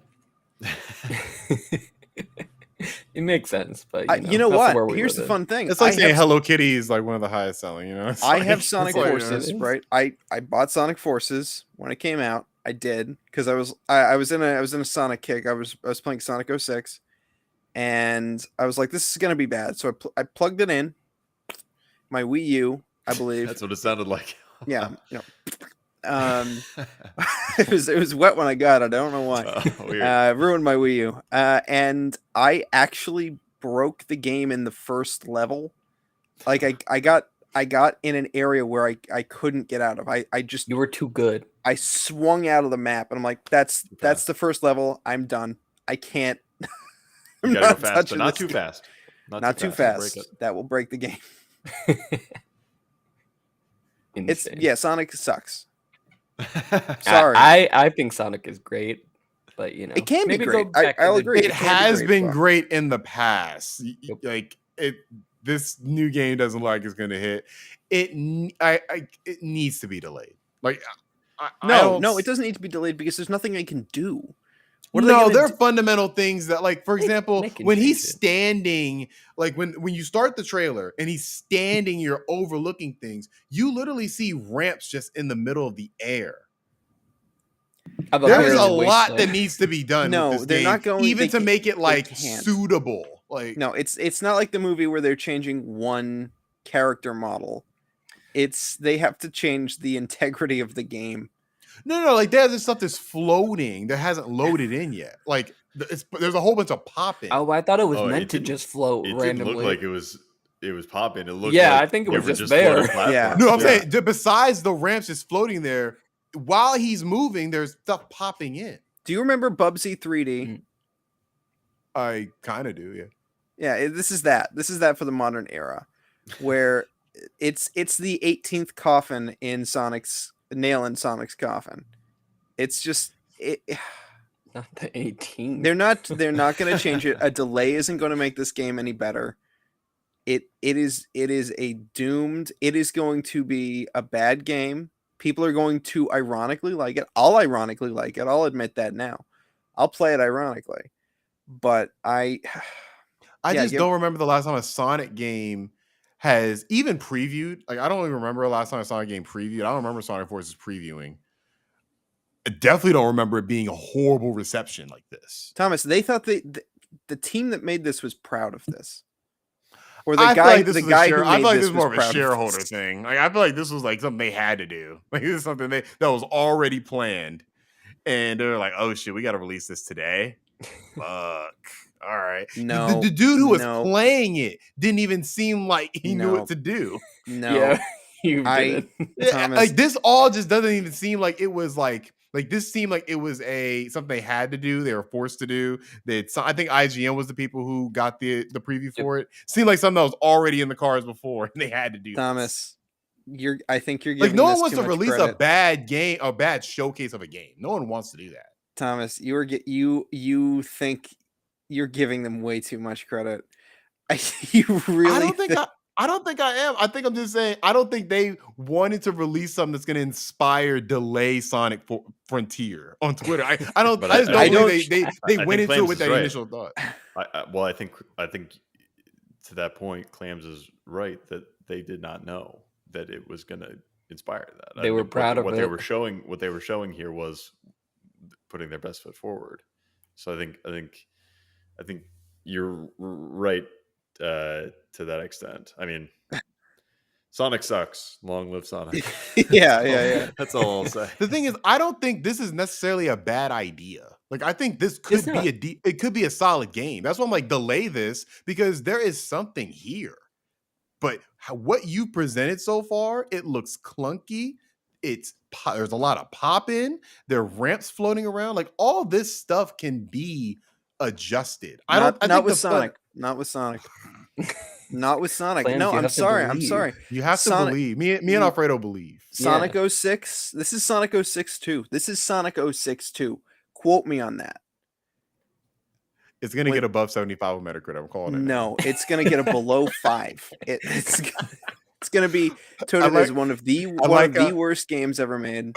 I like how we're separated by our Sonic affiliate. We're on Team Sonic. Team Sonic. I'm in the blue. What's up? Yep. It'll be on our fantasy drafts, both me and Thomas. No. I wouldn't make that. I'll leave that to you, sir. It'll be an honor. Yeah, Thomas Pokemon, you get Sonic 6-2. Yeah. We'll see who comes out on top. I'll leave that to Alfredo. Maybe drop one of the other games you got. Can't wait for it to still sell 7 million copies. Yep. Yeah. Jesus. Here's the thing. Here's the thing, though. It's a bad Sonic. It's going to be a bad Sonic. But you know what? People are invested in the meme. We've seen that with Morbius now.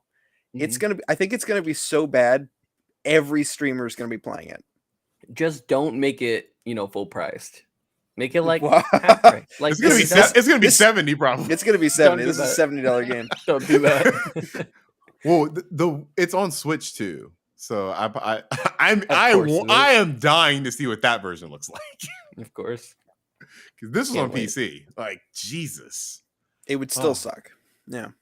Oh, man. Well, it would still suck. Hopefully, what we have coming up in the Summer Games Fest doesn't suck like Sonic Frontiers. We have coming up starting this week. It's officially Summer Games Fest. We're here. It's time. Shout out Jeff Keighley. Yes. R.I.P. the E3. All What's that good jazz. What's an E3? I don't know. Is that a game? It sounds like something from a long time ago. I think it's a COVID variant. COVID Maybe. E3. Oh man.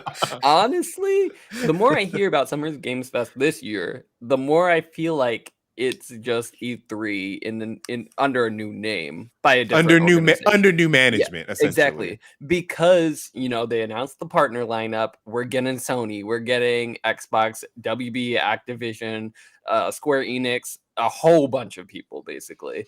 And in addition to that, they also are having like a media only event where members of the media get to come in and play demos of the game like they used to have, but it's only media.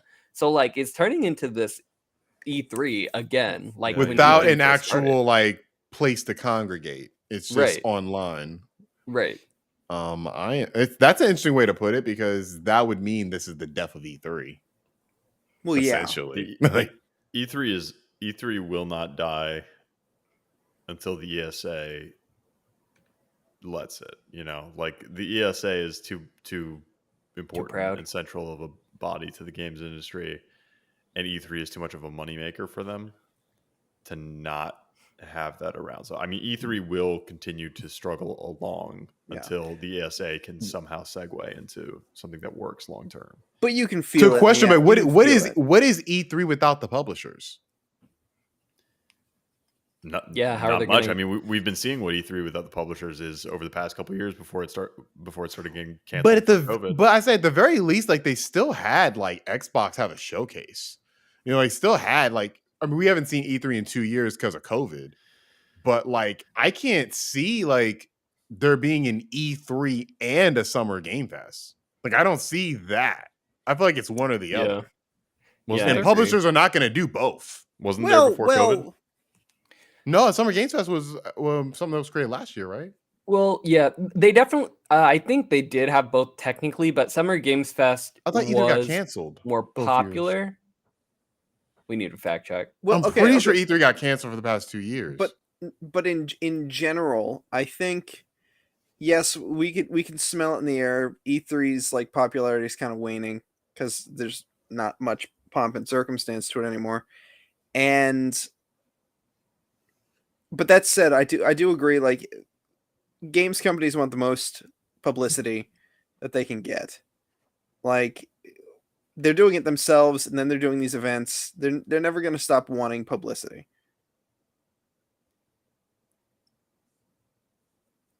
Agreed.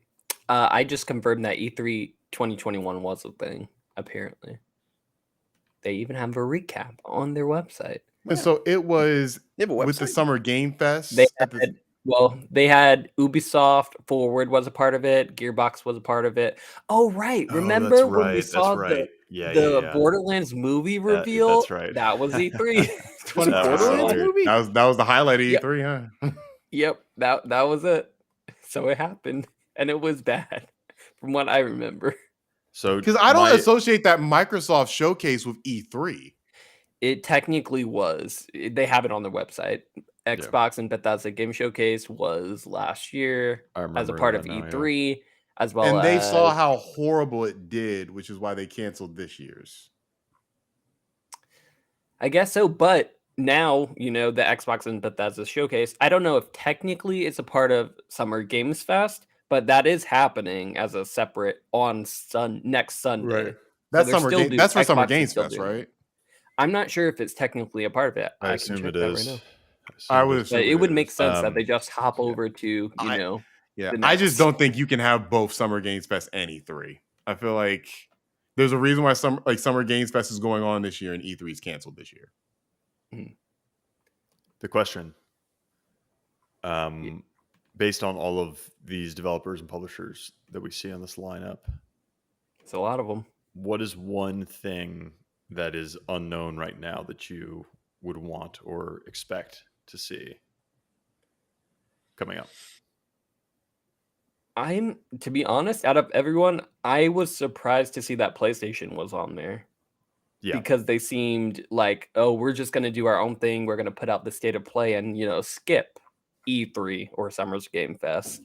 But they're expected to show something. And what I'm hopeful is that they'll show, we're going to get some first party looks. I would like multiple, but if I had to pick one, I would guess we would get God of War Ragnarok with an actual release date. I believe that too. And that's what I'm hoping for. And theirs on June 9th. I'm trying to find a date for that. Yeah, okay. It is June 9th. I think this one is pretty got a pretty good chance. Bluebird team is at the top of the list here. I think we are going to see their Silent Hill game. So I think we will see the official return of Konami to AAA publishing. That would be so awesome. Interesting. That's a good pick. For me, I think we're going to see Starfield gameplay for the first time. Yep. Yeah, I think that's a shoe in for the Bethesda showcase for sure. They got to show the game. Yep. Will I it be believe just a minute? Sure, but I think we're going to No, see something. I think they I got to think do they a deep dive. confirmed it Yeah. actually. They That did? and Redfall. I believe they confirmed that we're going to see both the Oh, gameplays well, of those. I'll pick something else, and I didn't realize we confirmed it. The other thing I think we're going to see is we're going to see what Halo Infinite co-op looks like. That's a good one. Are you expecting to be disappointed though? Is my question. As someone who loves the game, I don't think so. I think that the fact that it's taken them so long to make it, to me, it's disappointing, but it makes sense because this is not Halo co-op from the original trilogy. Like that's more level-based co-op. This is an open world co-op game. So I think it's gonna look pretty good. I appreciate they've taken time to work on it and make it good. But I think we're gonna see that in Forge as well. Clams, what about you? What about me? What is your prediction for Summer's Games Fest? Something I see at Games Fest. Yeah, I don't know. I'm not.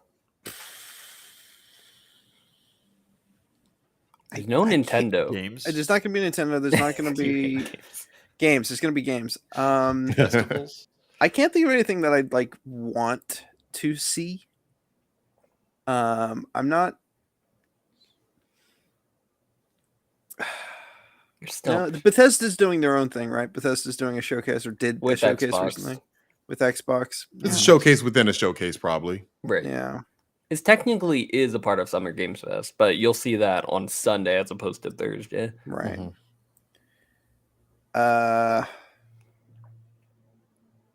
Who could come out of the woodwork? Maybe more Sonic. Maybe we get more Sonic. There we go. We can only maybe hope they would drop the real trailer. We cannot end this on that. Well, they did say they haven't announced everybody who's going to be at the show. So Sega could show up. They said more to be announced, so they could show up. No, Sega's already on the partner lineup. Okay. Oh, so maybe we do get the real Sonic trailer. Nintendo has to do something. I feel like that's something that it might not be associated with Summer Games Fest, but they're gonna have. I feel like they have to do something. There's too many games that I feel need like some direct of some sort. Mm-hmm. We still need to see more. Xenoblade 3, Bayonetta 3. Whatchamacallit? There's another game. Oh, I guess Pokemon can kind of do their own thing, right? Yeah. There are rumors that Nintendo might be ramping up their Pokemon trailers because the release dates are more in line with like their most prolific release trailer season in the past. So it could be likely that they're trying to push this game because it's so different. They're just like, they want to be a little safer. And there's a history of Nintendo kind of just announcing directs like kind of suddenly. You're right. Yep. So I can easily see them doing like a 2-week notice thing, and they've been doing because I thought we might see Breath of the Wild 2. I thought we might see gameplay of Breath of the Wild 2. The Pokemon Direct we got 4 days ago or something. It was announced a day before. Right. Like it just happened. So I don't know. I'd be shocked if we got Breath of the Wild gameplay just because it was delayed into 2023. I think them showing like a little bit of game. I'm not saying it's going to be a big like 10-minute long demo, but I do think they're going to show, if it's not gameplay, they're going to show something about Breath of the Wild too if they have a direct. Show multiple. Show that I get to play Zelda. I don't know. I'm going to be cynical at Nintendo for a minute. Like, they don't care about games. Let's just admit that their next system is going to be a fucking phone. They're just going to drop a phone. Clams, what happened? You used to believe. I don't know. The new. I don't trust the new CEO of the company. He seems too businessy. But his name is Bowser. Yeah, his name's Bowser. No, I mean the new CEO of the Japanese branch that actually matters. I don't know his name. I don't know his name either, but he doesn't care about games. His name is Peach. And I don't know. I know he's on record before saying like there's so much profitability in apps. I'm just like I see Nintendo dropping app games every once in a while and they do well. Pokemon Go was really the start of like that huge shift in mindset at Nintendo. They're like, oh shit, these phones pretty good. Was Pokemon Go before Super Mario Run? Yes. Yep. It was? Yeah. Okay. I remember being very disappointed. Many things have been said about Nintendo, but I don't think I've ever heard anybody say that they don't care about the games. I think they're just going to start releasing. They're going to turn into Tencent 2.0 one day. I can feel it. Oh no! Where's Summer Games Fest has to prove him wrong. Prove him wrong. Prove me wrong, Nintendo. Bayonetta 3 is coming out this year, baby. It's coming out. I know. I gotta save Platinum's life. Somebody please put Platinum on friggin' life Babylon's support. Fall was so good though. Babylon's 10 out of 10. I'm ashamed nobody claimed it on the fantasy. Oh yeah, I didn't know it was coming out. It came out. Nintendo, prove me wrong, shock me, release a gaming chair. There you go, a chair that you plug into and it drills in your brain and you can play Mario. There you go. Well, Nintendo, if you're listening, we apologize for Do it. Don't release the phone that I know you definitely have waiting in the breaches. We want to apologize, and Nintendo and everybody else listening want to thank you for watching or listening to the Except Dukes. you, Sega. I'm not. we have a talk. You don't clips. get off that easy. Disrespect. Why are you hating on these Japanese companies? Yeah, they're turning into. Yeah, only I can disrespect Nintendo. Come on. Well, Sega too, if you're listening. I want to thank you for watching or listening to the Dukes of Gaming podcast. Again, you can listen to us on your favorite podcast service and watch us on YouTube and Twitch. Leave a like, a review, a comment, anything to help support the show. You can even email us at therealdukesofgaming@gmail.com. Have your question read live on air by our Duke of Rocket League, Cole. We'll be coming at you next week with some more videos. We post everywhere, every week. So make sure you start your week right with the Dukes of Gaming. And with all that being said, I bid thee